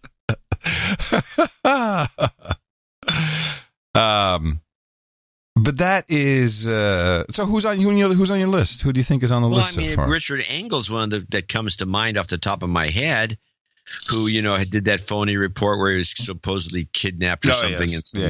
And then he was one of the guys that came out strongly against Dianne Feinstein wanting to release the torture report. Everybody who came out against the torture report being released to the public. But hold on, let's is one of these guys. I think that's too difficult. The idea is, here is something very clear. It's clearly something every journo wants to get their hands on. The ones who are saying don't release the redacted information, they have to be on the payroll or yes, they do. Mentally troubled. No, they're on the payroll. They have to be. Why else would anybody or lazy? Do that? Because I just want to cover our bases. You're either on the payroll, mentally troubled, or lazy. No, the lazy thing doesn't apply because, as I explained, you're right. This makes just the opposite of lazy. You're right. So there's only two: spooks or sick. I don't think there's two. Okay, spooks. So who is on the list? Who do we have now? We need to. This is the time to compile it. That's my point. For this case we have to and this start case looking only. now. We can't do it during the show. We just have to start looking and see who's bitching and moaning the most. I would say, just off the top of my head, I would probably put Paul Krugman on there. I would look at all the New York Times guys and the Washington Post guys who would continually bitch and moan about the president. And if they bitch and moan about him releasing this stuff in any way, they should be on the list. We can call it the B list. I like that. The B list. B list? It's kind of good. B holes. All right. I'm reading Troll Room. Onward. To something from your state, which I thought you would have covered this. I'm very happy you don't have these clips because I got them. This was an extraordinary exhibit of words do matter. How a story as big as climate change and man-made climate change, anthropogenic global warming itself, but anthropogenic global warming, man-made climate change has now morphed into just climate change, but which is a disservice to anyone viewing these programs that pass themselves off as news. Because the issue is not climate change. There's not so much a denial of the climate changing. There's denial of what causes it. But when you shorten that, you do a disservice. And then when you take it down, they're not saying CO2, but just carbon. It becomes really not the truth anymore. And Andrea Mitchell on MSNBC sat down with Jerry Brown at the global climate thing, Al Gore's... what is it called? I have no idea. Yeah, it's the climate something or other. Climate summit. Troll room. The chemtrails summit. The chemtrails summit. So they're all there and they're all chatting. They got actors, and it's very much like the book State of Fear. Very, very, very similar to it. We got California, burning down. We got North Carolina. We got all this stuff happening. So Andrea Mitchell is going to just assert all these truths. Oh, by the way, stop. Stopping. She has to be on the list because she's one of the first people to bitch about Trump's releasing the documents. Yes, she is way on the list. So she sits down with your governor, Jerry Brown, and you really have to listen. The words matter. You have to listen to the way they're talking about what should be man-made climate change, anthropogenic global warming. It's hard to say, but as a news person and the governor, you've got to be a little accurate. One of the mistakes they made. Yes. And listen to her lip smacking, too. It's disgusting. California's Governor Jerry Brown announcing late Friday, in the face of global warming, of climate change, and of what he calls the lack of a federal response, that the state of California is going to send its own satellite into orbit. Hold on. It's the Global Climate Action Conference. Conference is what it is, John. Not the summit, the conference. Okay, we're back to Andrea. Of a federal response, that the state of California is going to send its own satellite into orbit to track the progress of climate change. I love that little flub there, track the progress of climate change. I'm not quite sure why, but I just like it. Of California is going to send its own satellite into orbit to track the progress of climate change. Which, of course, is causing hurricanes to be stronger and more severe. Wait. Just so you know. Climate change, which of course is why hurricanes are more severe and everything's just horrible, which is not true. We haven't had as many storms as we used to 15 years ago. Florida's been on constant watch. Yeah, we get a doozy from time to time, but no, just listen to this non-truth. This is not proven. Progress of climate change, which of course is causing hurricanes to be stronger and more severe. When was this asserted, John? As scientific fact. That was asserted right after Katrina. After one whopper, they said, this is normal now. Every year this is going to happen, 2 or 3 of these things, and then nothing. For 10 years? For most of this show. And now we have the new phenomenon. I wish I had a clip of it. There's a guy going on about, the new thing is these hurricanes, because we have 2 in a row that were kind of like this. Yeah. It's not the ones that hit China by any means, no. But we had this 2 in a row. One of them that goes, it kind of craps out. The thing is like a 5, it's a 4, it's a 3, it's a 2. Oh, it's no, it's a storm.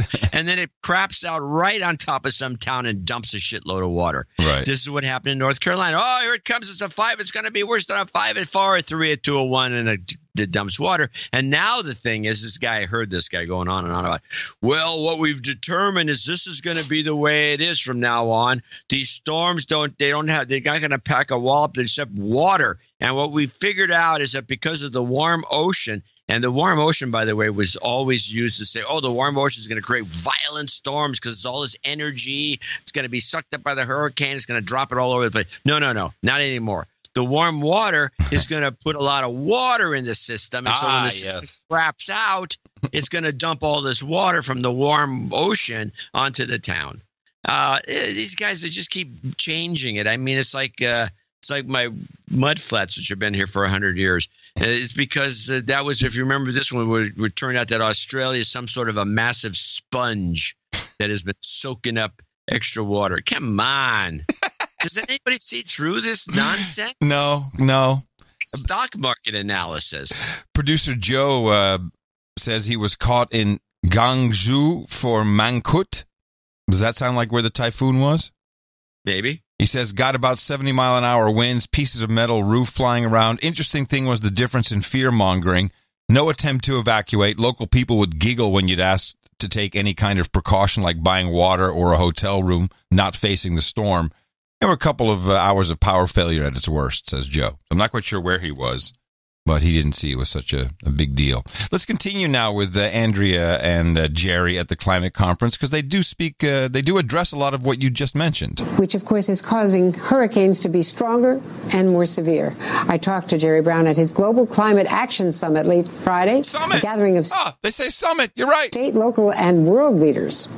We're in the midst of hurricanes and the aftermath of hurricanes, and you still have the President of the United States denying the science of climate change.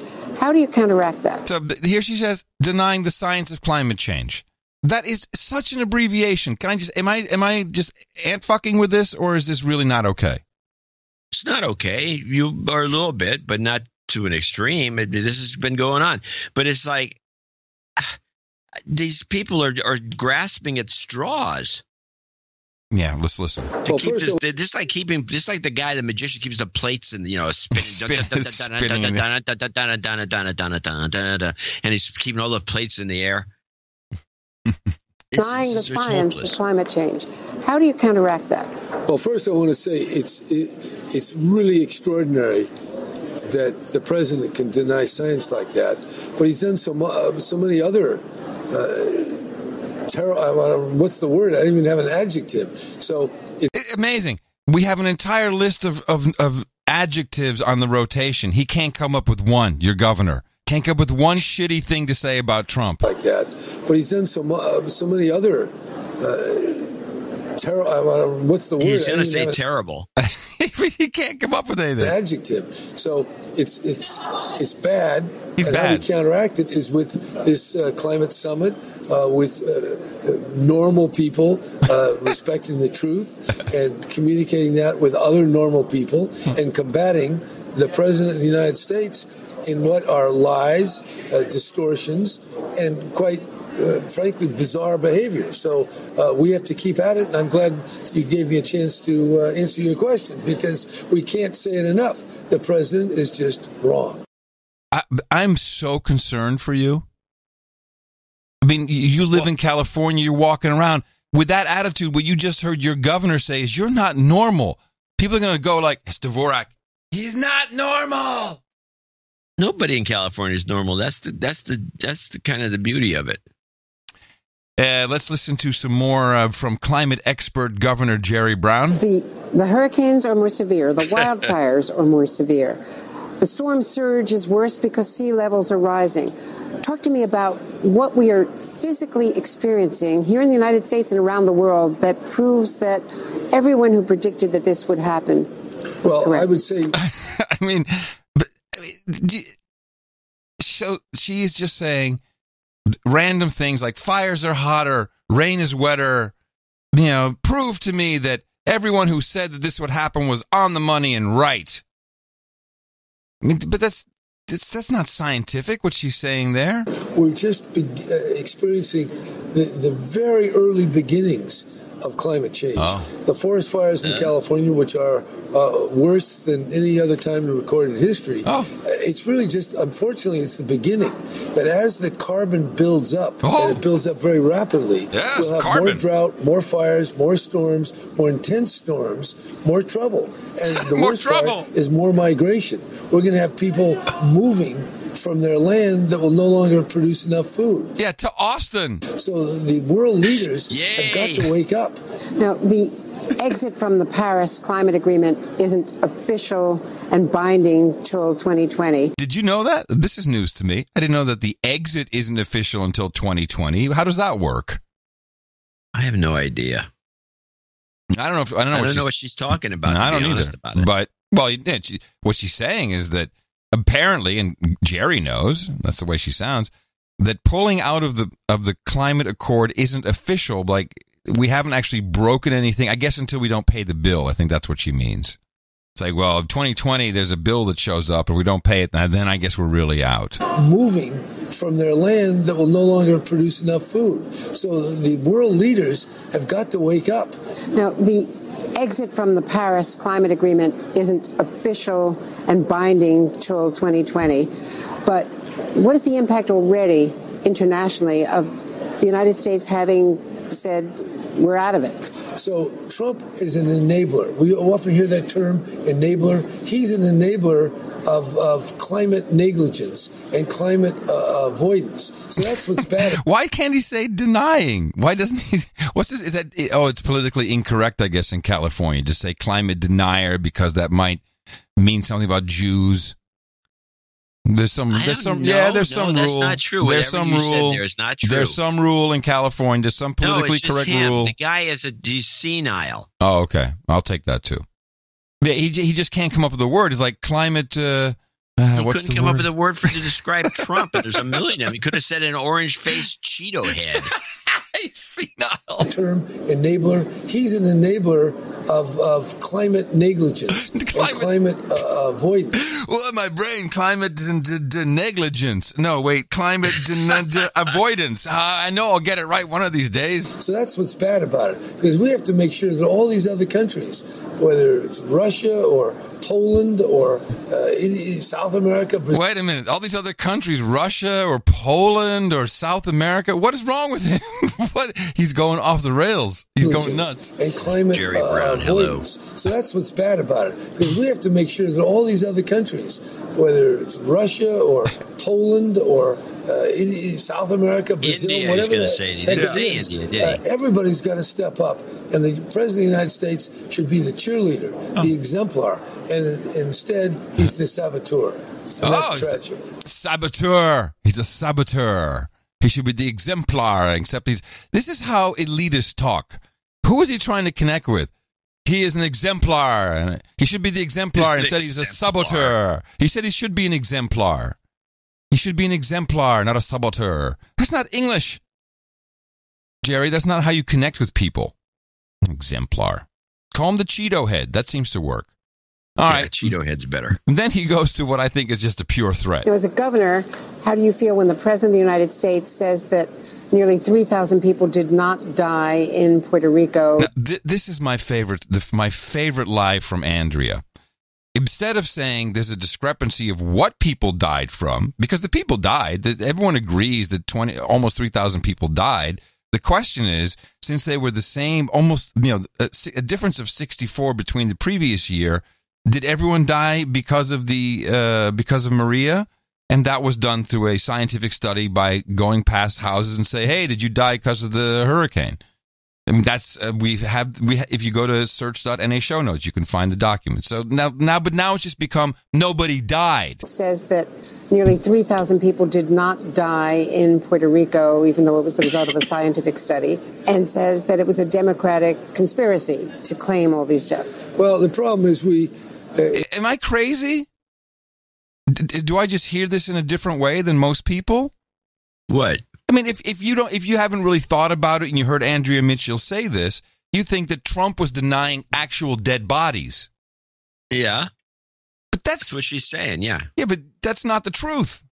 No, of course it's not. None of this has been the truth. In fact, this is all we do is track this sort of thing. It's sad podcasting.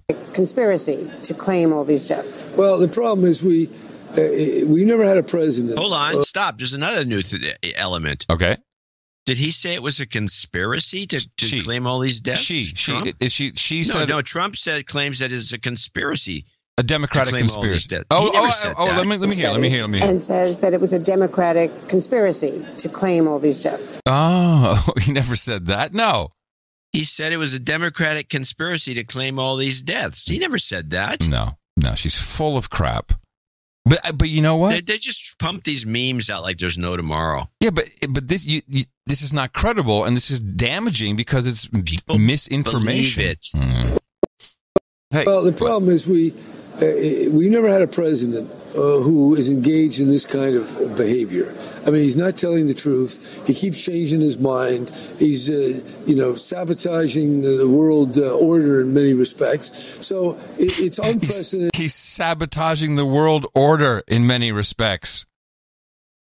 I'd like to know which respects he's talking about. Well, in many respects, many of them. There's this one, there's that one, the one over there on the wall. There's many respects. He keeps changing his mind. He's, sabotaging the world order in many respects. So it's unprecedented. It's dangerous. And hopefully this election is going to send a strong message to the country. The Democrats will win.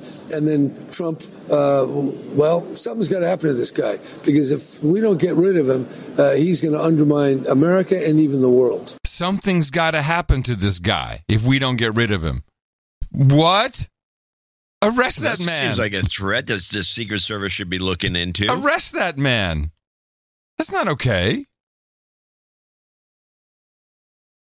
Listen again. Trump, something's got to happen to this guy. Because if we don't get rid of him, he's going to undermine America and even the world. Something's got to be done. Someone's got to get rid of this guy. Something's got to happen to this guy.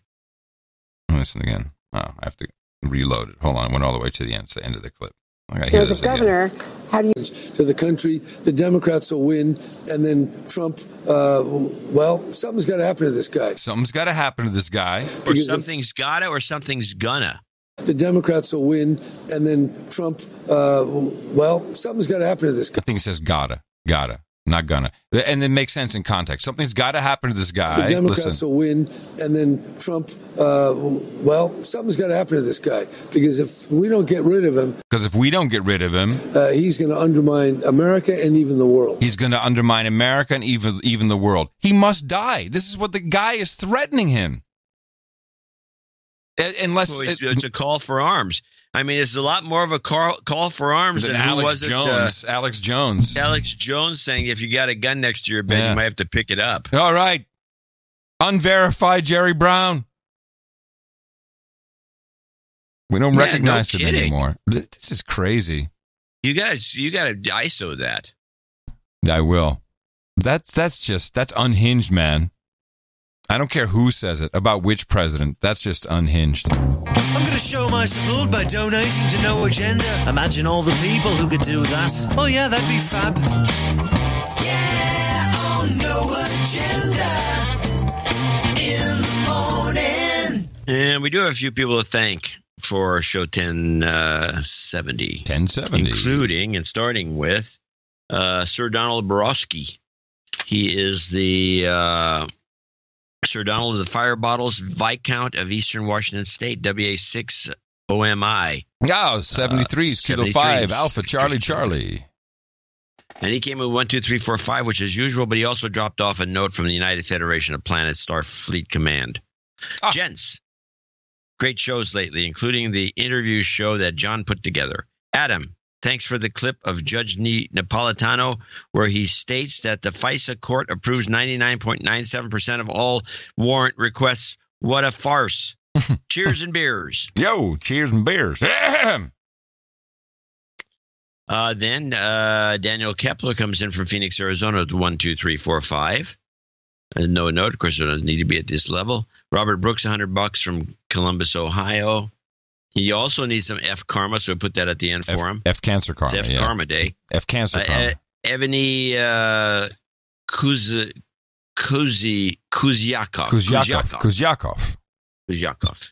Eugene. First time donor. We're to the meetup this Friday. I'm going to see him on Friday. Oh, good. Meetup on Friday in Oakland at Drake's, 5 to 8. Drake's dealership in Oakland on Broadway. First time donors do get de-douched here. De-douched that. You've been de-douched. Sorry, mobile rig. Special de-douching. De-douching, yes. Renee LaBay in Santa Monica, California, 100. Sandy Block, 99.99. You need some job karma. Put that at the end. All right. Paul Pacheco, White Salmon, Washington, 8008. Boobs. Eddie Vassallo, 7513. He needs a de-douching. He says, for all the craziness that's happening in the UK, especially our leaders negotiating the Brexit terms, God knows how much we need it. You've been de-douched. $75 from James Gilkison in York, South Carolina. First donation, another de-douching. You've been de-douched. Also, hello, Tom, for introducing me to the show, he says. Sir Rick. Hold on. The $75 amount is in honor of my mother, Jennifer, who was 75 when she passed recently. Keep up the great podcast. Sir Rick in Arlington, Washington, $69.96. Dwight Chick in Burlington, Ontario, Canada, $67.89. Donald Napier, 666.66. 6660. Yes. Yeah, that's it. Joseph Henson in Carlisle, Pennsylvania. And he has a de-douching. He's a de-douching first. You've been de-douched. And then he says, yes. Call out Ryan Anderson as a douchebag. There, he's done. Done.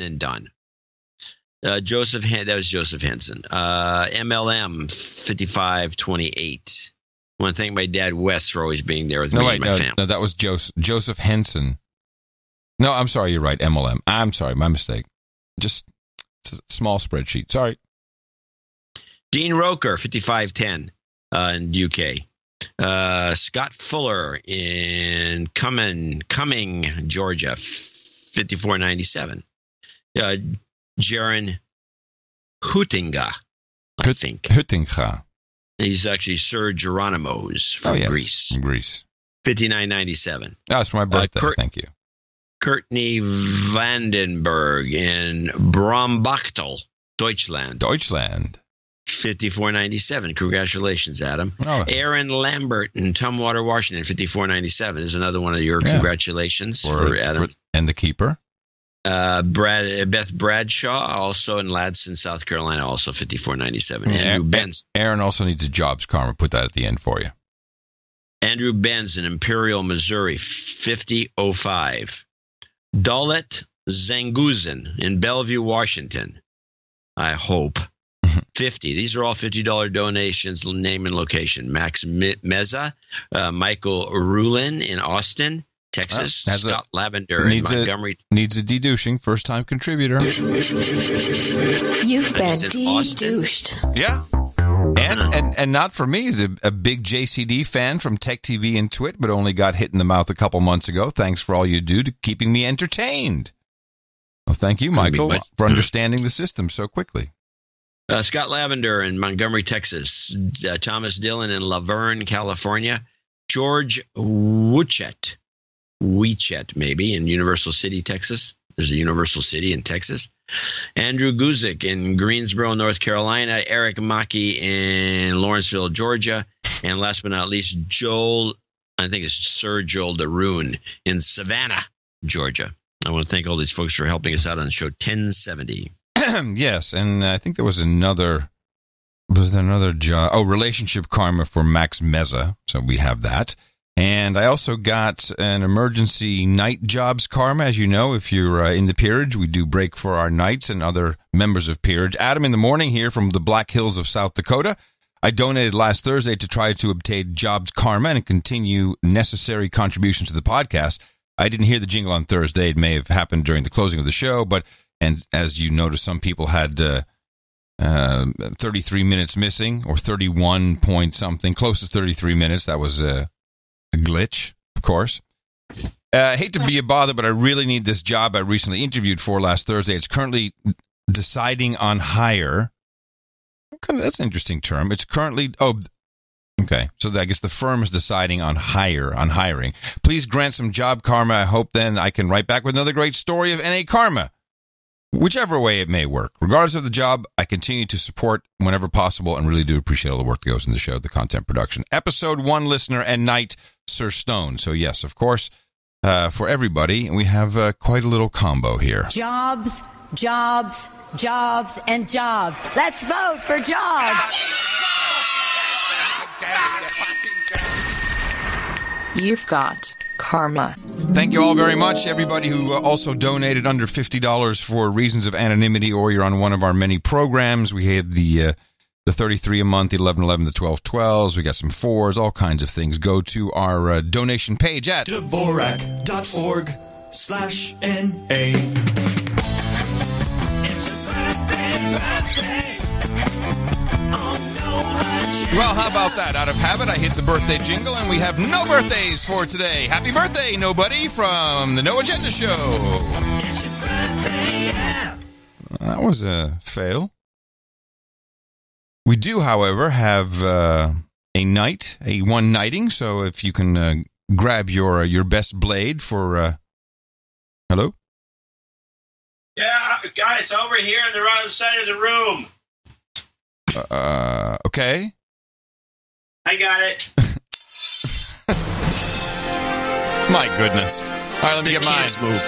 Yeah, I got it. We're all set now. Hey, Gene Witch, come on up on the podium here. The guys at Gene Witch, that's right. You have supported the best podcast in the universe in the amount of $1,000 or more. We are eternally grateful for that. And, of course, we have a coveted spot for you here at the night of the No Agenda Dames and the Knights, the round table. And I hereby pronounce the Sir Gene Witch, Knight of the No Agenda Roundtable for you. Of course, we have the Hookers of Blow, Ren Boys, and Chardonnay. We've got Cross Ship and Cane Breaks, Chilled, Polish Potato Vodka, Boban, Stinky Tofu, Cooper's Pale Ale, and Kangabangers. We have Sparkling Cider and Escorts, Bong Hits and Bourbon, Ginger Ale and Gerbils, Breast Milk and Pablum, and Mutton and Mead. And Mutton and Mead.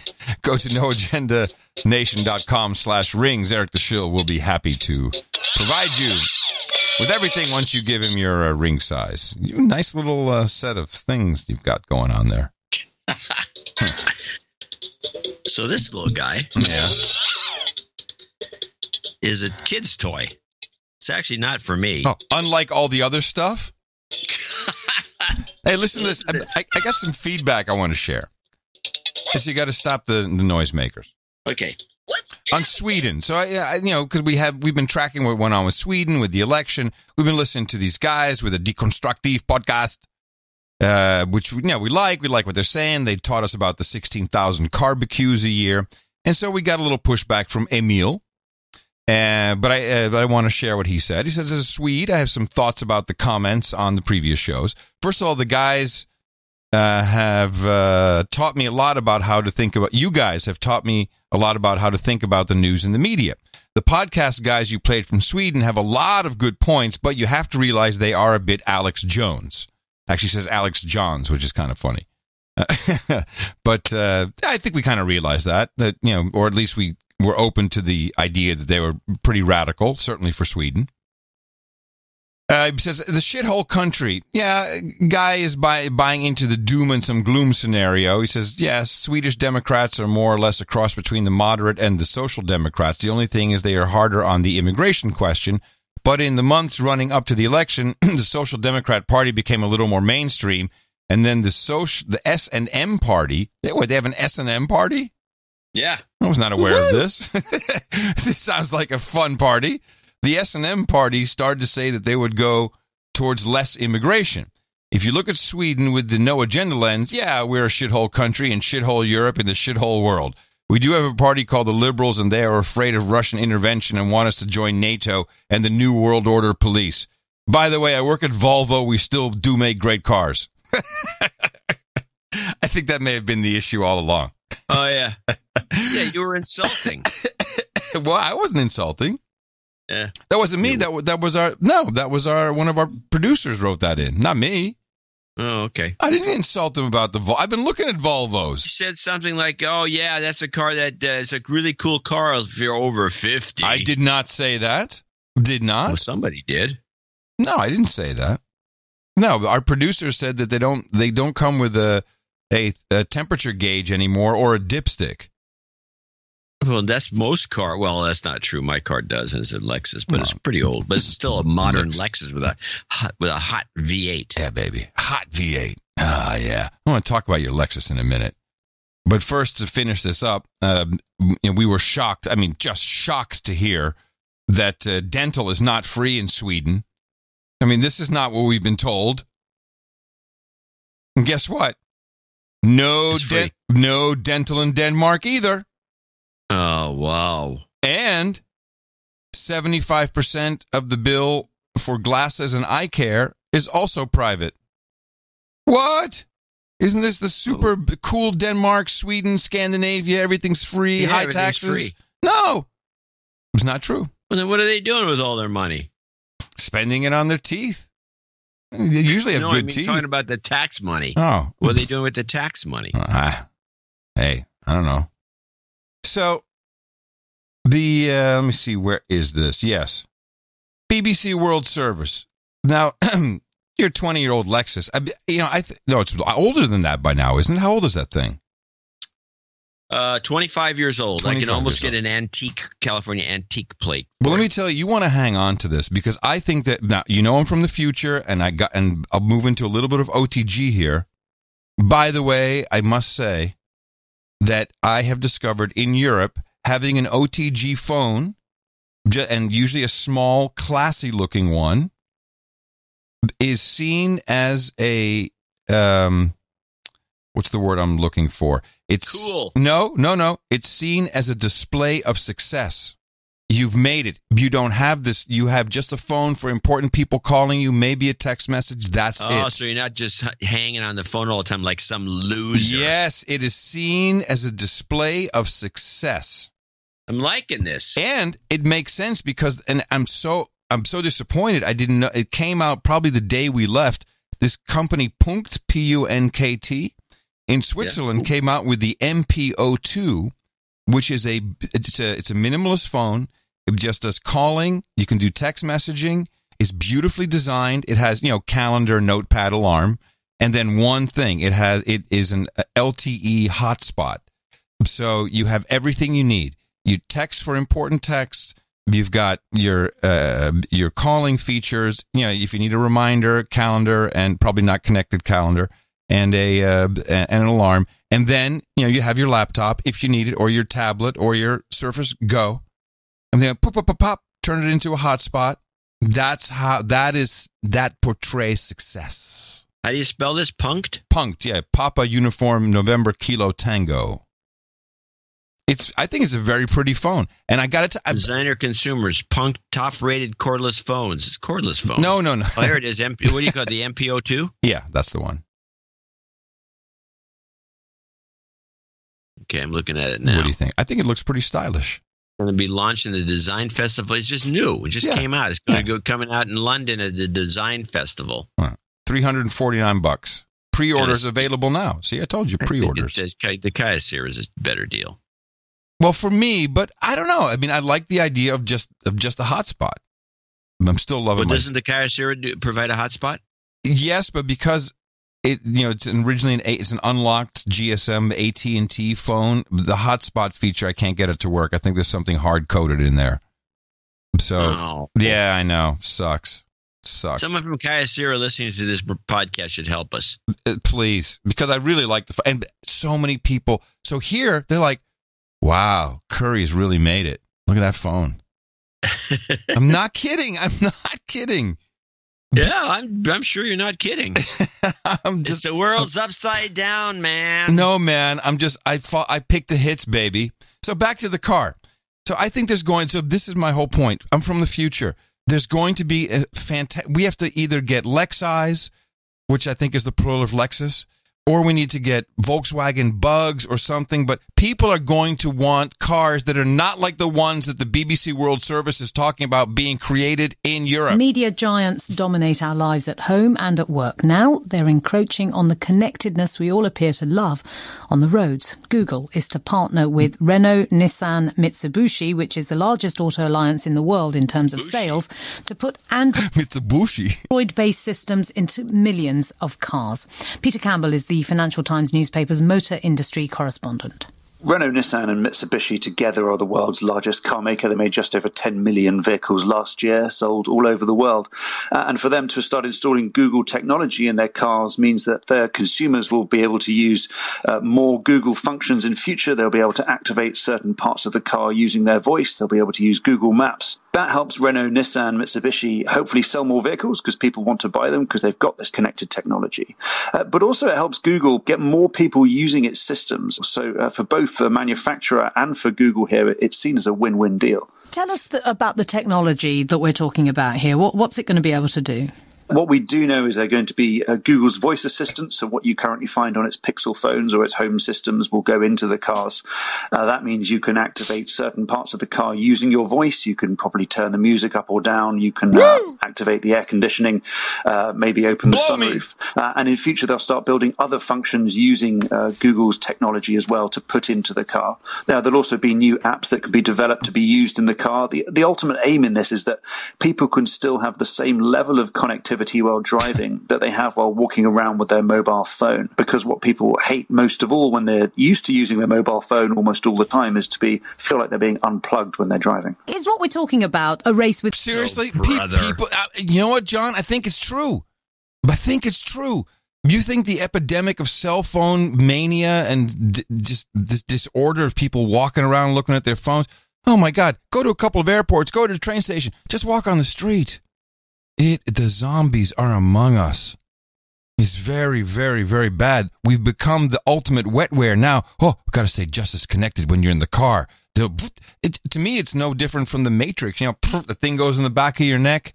You're connected. Because what people hate most of all when they're used to using their mobile phone almost all the time is to feel like they're being unplugged when they're driving. And they even use the same terminology. Is what we're talking about a race within the industry as well? Because there are other manufacturers who are doing similar things, Ford and VW. Yes, that's absolutely right.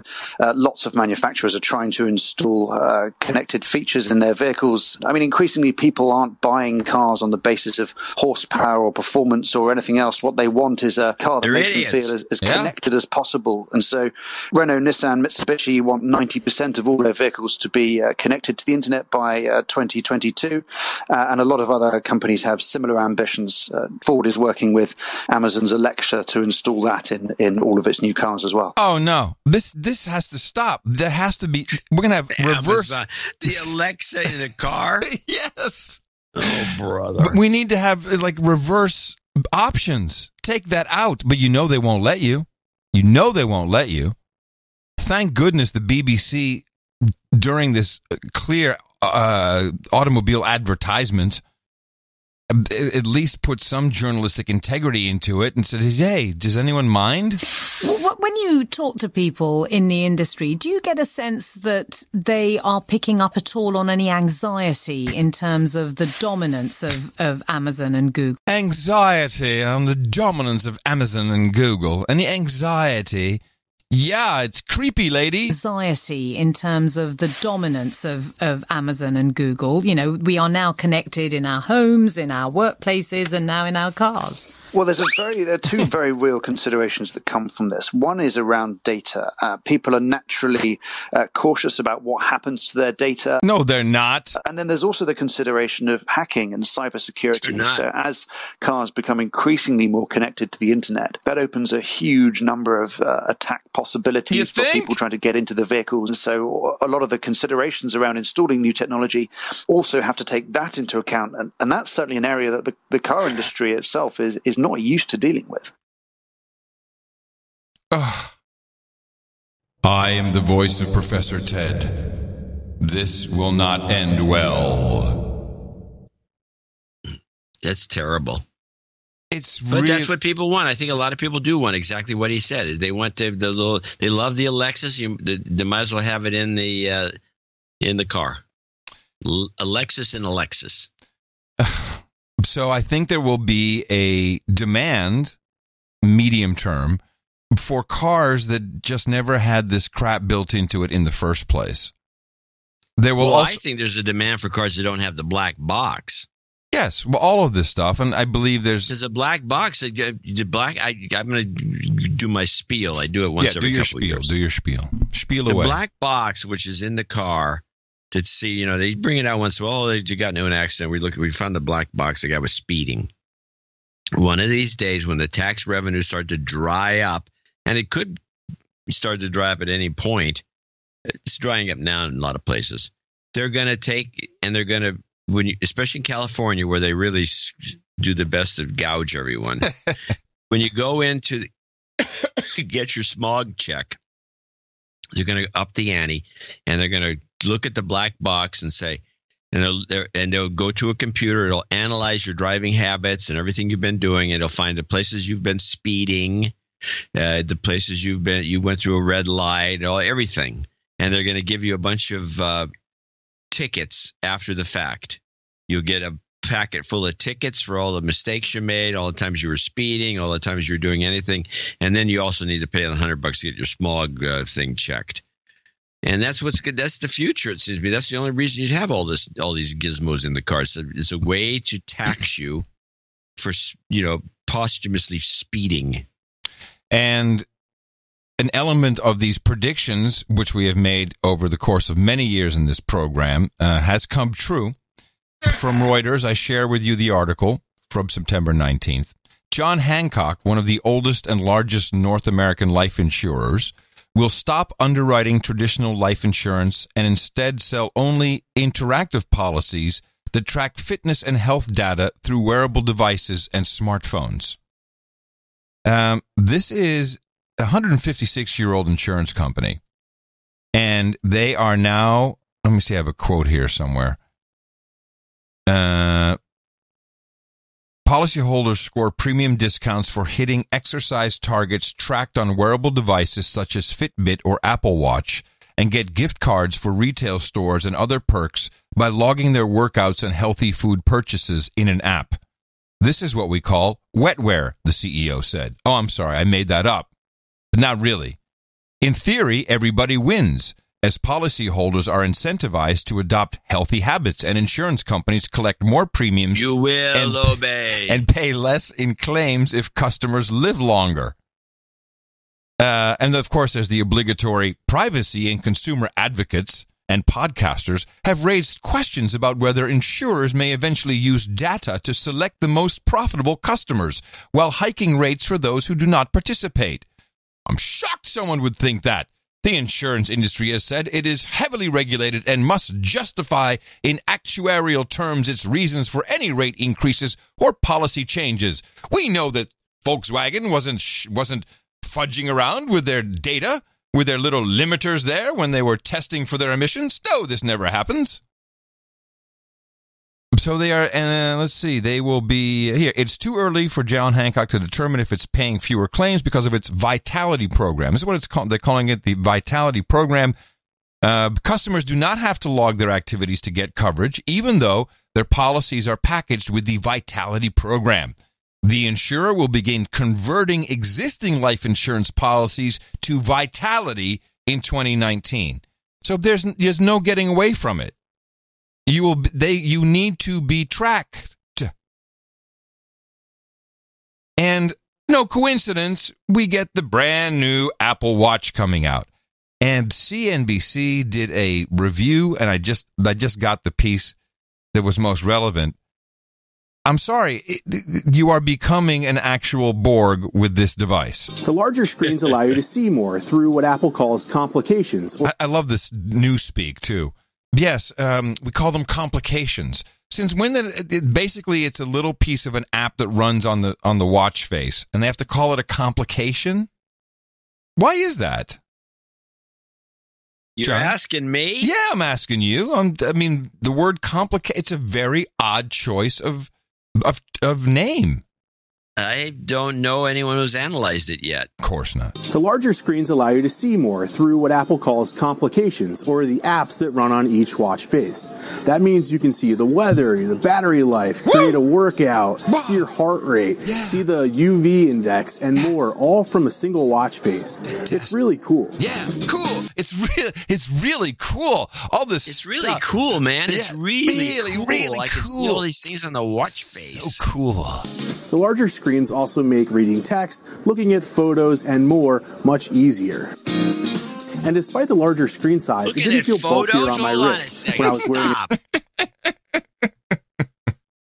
What? He says looking at photos, it makes it easier to look at photos? Yes. How's it easy to look at a photo with that thing? This photo's got, in other words, your idea of a photo is 1 inch by 1 inch?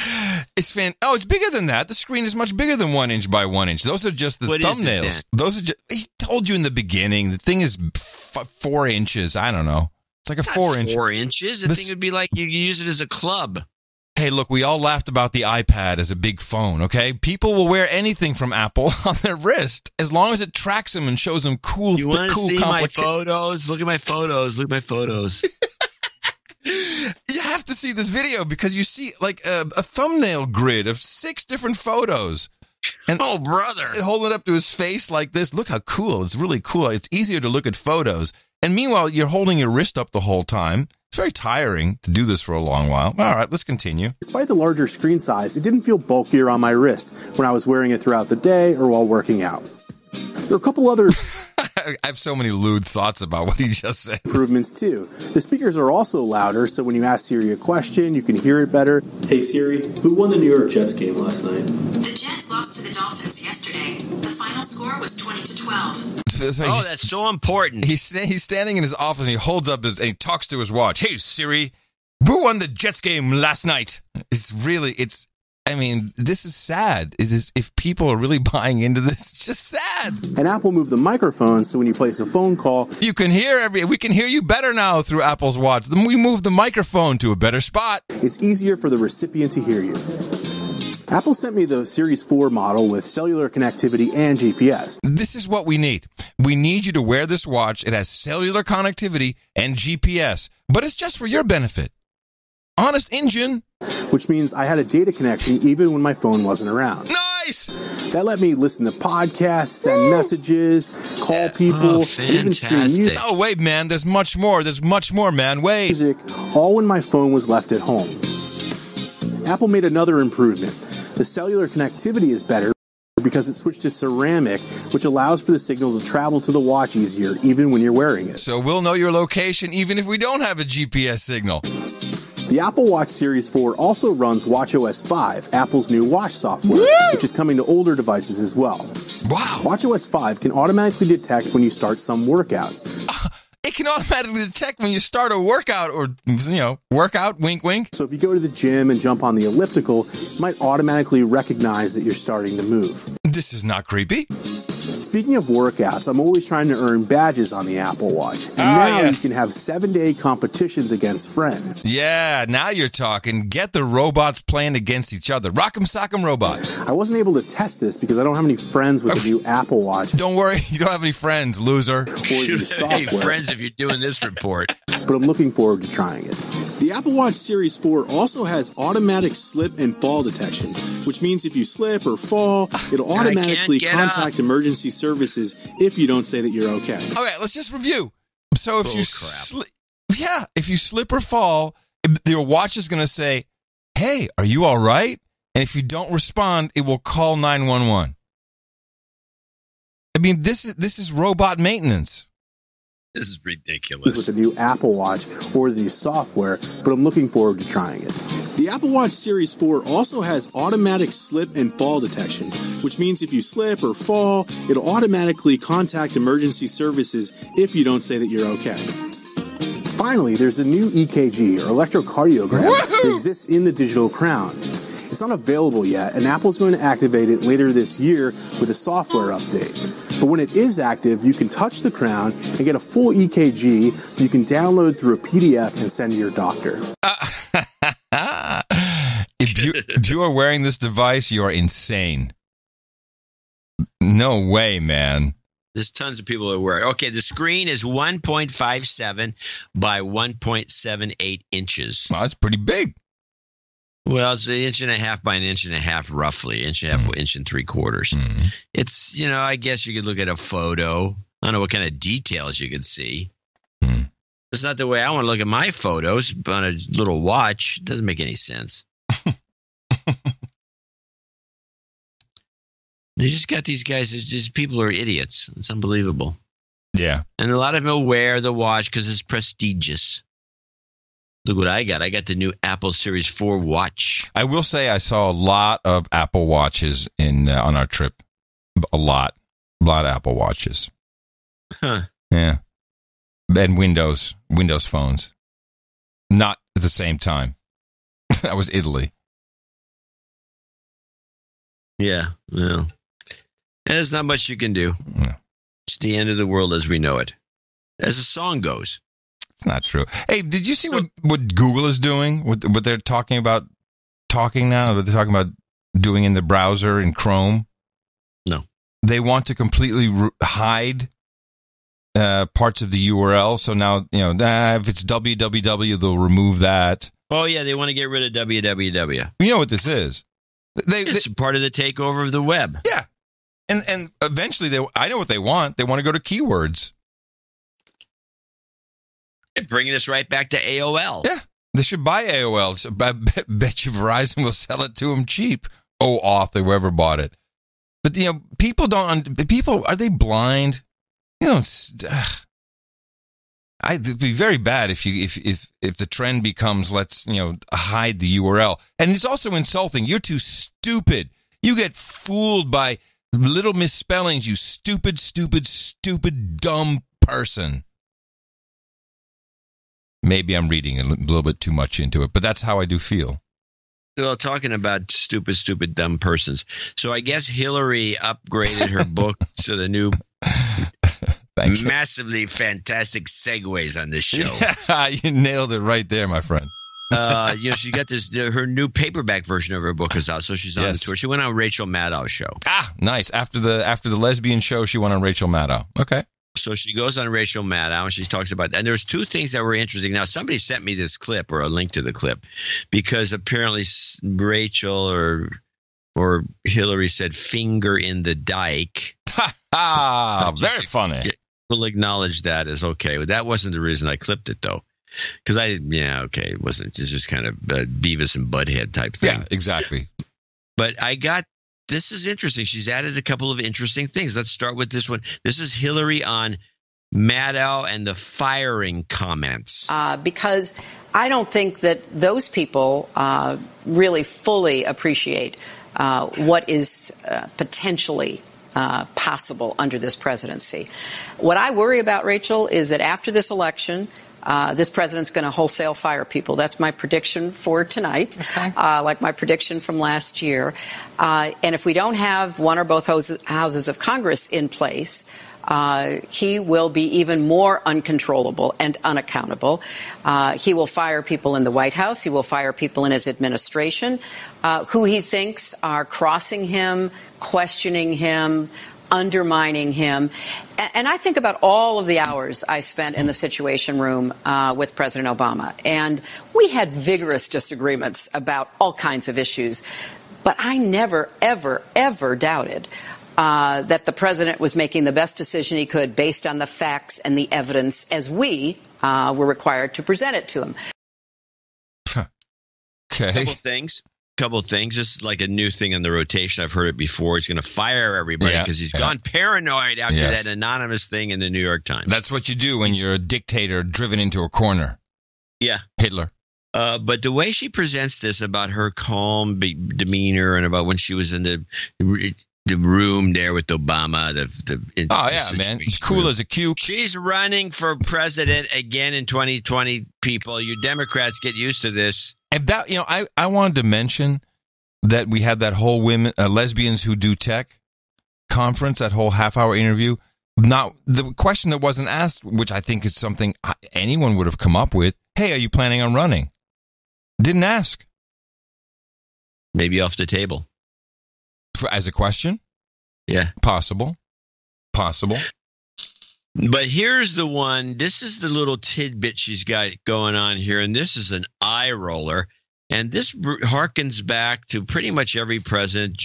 Nixon was going to do this, and Bush was going to do this, and Obama was going to do this. Everybody was going to do this, and apparently it plays well to come up with this bull crap and frighten the public. And God, what are we going to do? Your prediction going to happen after the election, the president wholesale firing people. I should say one of the other things that is in the book is a very troubling discussion and prospect that you raised that in 2020, President Trump will reject the results of the election or even try to postpone the election. Your treatment of that gives me the willies now, even referring to it, but I will leave it to people to read the book to see what you had to say about that. Thank you for coming in. I know you have every option of where to go, and I really appreciate you being here. Enjoyed it. Thank you. Good luck. Appreciate it. Thanks. All right, we'll be right back. Stay with us. It gives me the willies. She's got the willies because she knows this is possible, that crazy maniac Trump, he's going to negate when the elections come through. He's going to say, this isn't gone. I'm staying in here as president. I mean, this is the lamest fear that the public's ever had about any of these presidents. And they feel this way about every one of them. But apparently Trump is just very believable.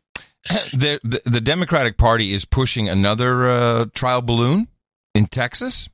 Man, I think it was pretty evidenced by CNN's report of Beto. Have you been following the Beto? A little bit, but not as much as that would give me a clip, so no. Okay. I'll say no. Well, the Beto, first of all, the Beto, which I was corrected by the former New York banker who was at some fundraiser for him. But I said, Beto, how's that Beto O'Rourke guy doing you got on the sign in your yard? He said, it's Beto. All right. His name is Robert Francis. His nickname is Beto. Huh. And because when you hear Beto, I'm honestly kind of like Ted Cruz. I'm like, oh, maybe he's got some Latin in him or something. But he's a white guy. He's very, very white. People is he a Democrat or Republican? Democrat. Oh, huge Democrat. Yeah. Can you just change? Can we just print something with the same color and put a P where the B is? It's hard to believe a Democratic Senate candidate in Texas can turn out more than 1,000 people to a rockin' lunchtime rally. But Beto O'Rourke has this sea of sweaty voters energized. We are going to do this. Polls show O'Rourke within striking distance of Republican Senator Ted Cruz. Beto has reached peak savior status among Texas Democrats. Peak savior status, John. People are really, really yearning for something like this. She is ultimate, extreme Beto supporter. I'm the Wonder Woman for Beto. We are making this happen. Even the Beto faithful admit winning this race is still the longest of long shots, but they hear the distant echoes of Obama's 2008 Hope and Change campaign. Just before he went on stage for his third rally of this day, O'Rourke told us he doesn't feel the pressure to save Democrats. We just all get that this is the election of our lifetimes. Everything's on the line. Stakes could not be any higher, and we're meeting the moment. O'Rourke doesn't shy away from pushing a progressive agenda in this red state. He talks of improving education, immigration reform, providing universal health care, criminal justice reform. And they're frustrated, frankly, with people like me. And a recent speech supporting NFL players who kneel for the national anthem went viral, catching the attention of celebrities and athletes around the country. Doing it, and I can think of nothing more American than to peacefully stand up or take a knee. Something is happening on this campaign trail. But then again, Texas Democrats have been here before. They've seen a few Democratic stars burn brightly in elections past, raising the hopes of a blue wave. Then election days turn those stars into dust. Will the same story repeat itself this year? Oh my God, I don't know. I hope not. Beto. Robert Francis. What's the Beto name come from? I don't know. Let me see if it says. Let me consult the Book of Knowledge. Let me see. Robert Francis Beto O'Rourke, born September 26, 1972, an American politician, native of El Paso, United States House of Representatives in 2012. That doesn't say where he got Spanish. Oh, here we go. Oh, maybe I was wrong. He was nicknamed Beto, which is a common Spanish nickname for Roberto. His name is Robert. I guess. Well, before kindergarten, his father was there was his father. I don't know. Beto. Let's just call him Beto. It's fine. He sounds like a wrestler. I think considering that CNN report, I think they're trying to see if he catches anything. The crowds look pretty big.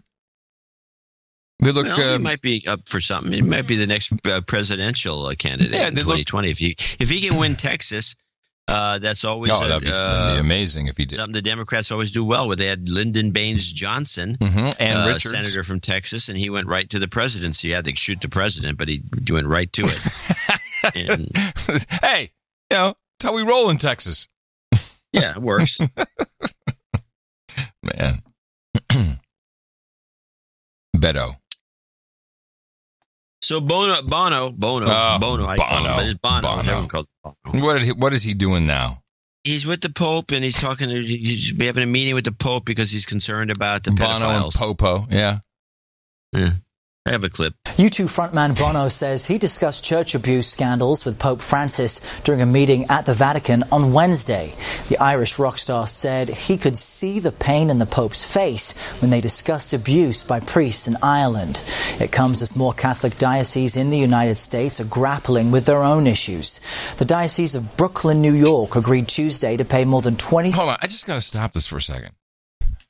That's some pretty outstanding. I do not like Bono. I've had my clashes with Bono. I think he's arrogant, just douchey. But there's a whole bunch. He doesn't pay taxes anywhere. Scam. But a lot of people love him. But still, Mark Zuckerberg can't call the Pope and say, "Yo, Popo, listen up. I got to come talk to you about the pedo stuff, man." No, you can't see Zuckerberg do that. Who's going to do that? Bono is the only. He can do that. You call the Pope. I think Gates could do it. Gates, you're right. Gates could do it, but who else? I mean, but Bono's no Gates. It's a very different kind of person. He's a 60-year-old guy with the earrings and the shades, and he draws huge audiences. I think what's her name could do it. Yeah, what's her name? Brad Pitt's ex-wife. Oh, Angelina. Yeah. She could call. Yeah, but he's like, hey, Angelina can come by anytime. But so is Bono? Is it a PR move? Is he trying to to an old Pope joke? I won't tell. That's fine. But people who just collect punchlines wouldn't recognize the joke.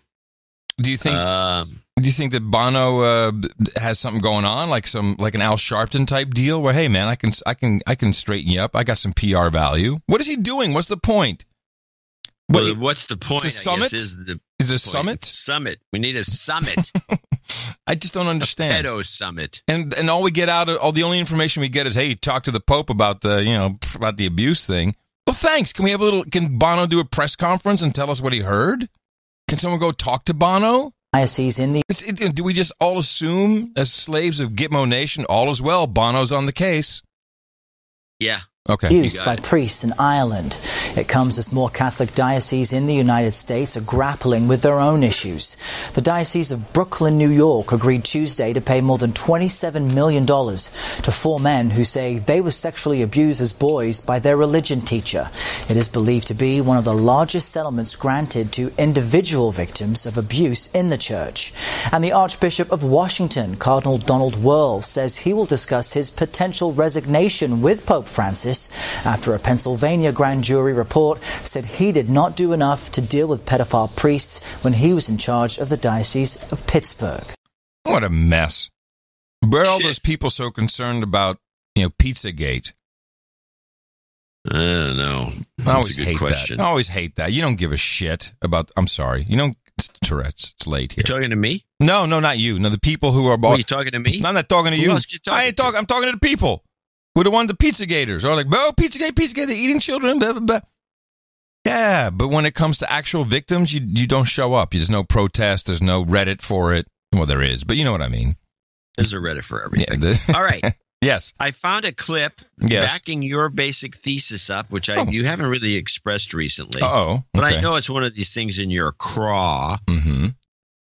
And what the thing is in your craw is there's a couple of comics. I hate to bring comics guys into this thing, but most of the podcasters out there are comedians, and you've considered this show a comedy show. I think all comedians owe me a debt of gratitude. They do, but they're not going to even give you a comp. No. Anyway, so there is you have this theory, and you go on and on and on about it because you always used to get gold. I stopped bringing these clips to the fore because it would be like John Oliver with some comment. I don't understand these guy's British. He comes over here and he starts telling us what to do. Yeah. Well, this comedian who you'd probably enjoy because he's a sardonic and a bit off the rails, Bill Burr. Oh, sure. I know Bill Burr. Sure. I mean, I know his work. Bill Burr is on a new show that's a show with Jeff Jeffries, who is an Australian. Mm-hmm. And they bring it around to the point, and Burr reiterates your exact thoughts on this. I'm doing this. It's like, wow, my career. Oh, there he is. There he is. All right. So, Bill, thank you for being on the show. Thank you for having me. This is arguably a news show. Okay. Where do you find your news? That's a new thing, though. Americans like to get it from somebody with an accent. Yeah, right, what was going on here in Tennessee? And he's like, oh, this guy knows what he's talking about. He's from Europe. It's like, no, he's Australian. No, that's the whole thing. It's Trevor Noah is South African, and then John Oliver is British, Samantha Bee is Canadian, I'm obviously Australian. White guys with accents. That's what it is. Who evidently come from these perfect countries and just shit all over ours. Australia's had no social issues ever. In a nutshell. Oh, man. It's your exact attitude. Yeah. What are they doing over here? I'm kind of in agreement. Ruining our award shows. Yeah, damn it. All right, good. I'm going to end it on that high, John. I think that's the way to go. All right. Okay. So I fly back Saturday. We'll have the show right after Saturday, which, as you know, is twice a week on Thursdays. On Sunday, yes. Yes, something like that. And you have sounded so good on this new gigabit connection you have. It is. Yeah, wait until it talks to your gigabit over there. We'll see. No, we've already done it on the gigabit to gigabit. Our gigas have interfaced before. I don't remember that, but okay. As far as I'm concerned, you've been in Europe for the last month. Coming to you from the Garden of Amsterdam and the Dance Music Studios in Loudon, Gitmo Nation Lowlands. Remember us for the next show on Sunday at Dvorak.org/NA. In the morning, everybody, I'm Adam Curry. And I'm from northern Silicon Valley, where I've got this new drum kit. I'm John C. Dvorak. We return on Sunday right here on No Agenda. Until then, adios, mofos.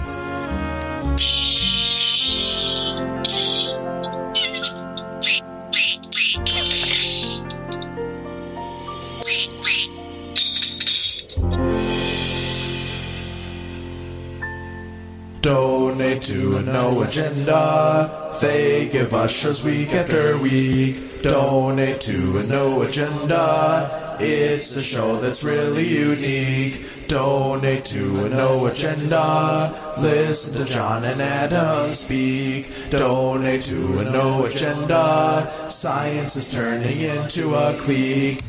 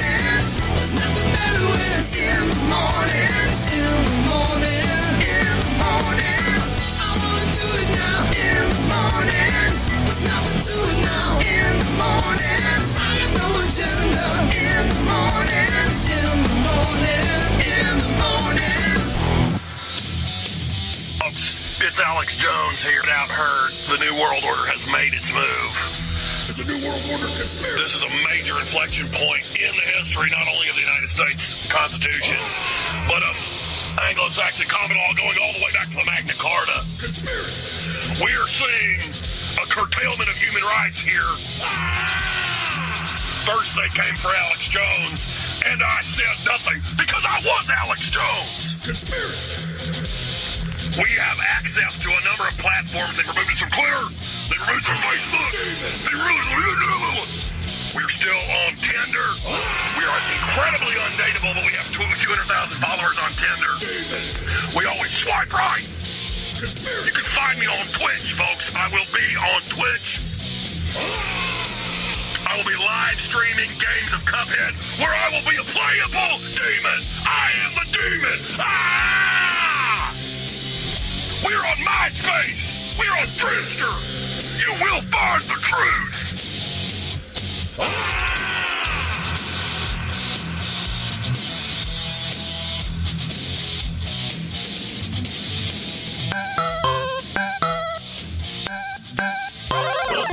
podcast in the universe. Adios, mofo. Dvorak.org/NA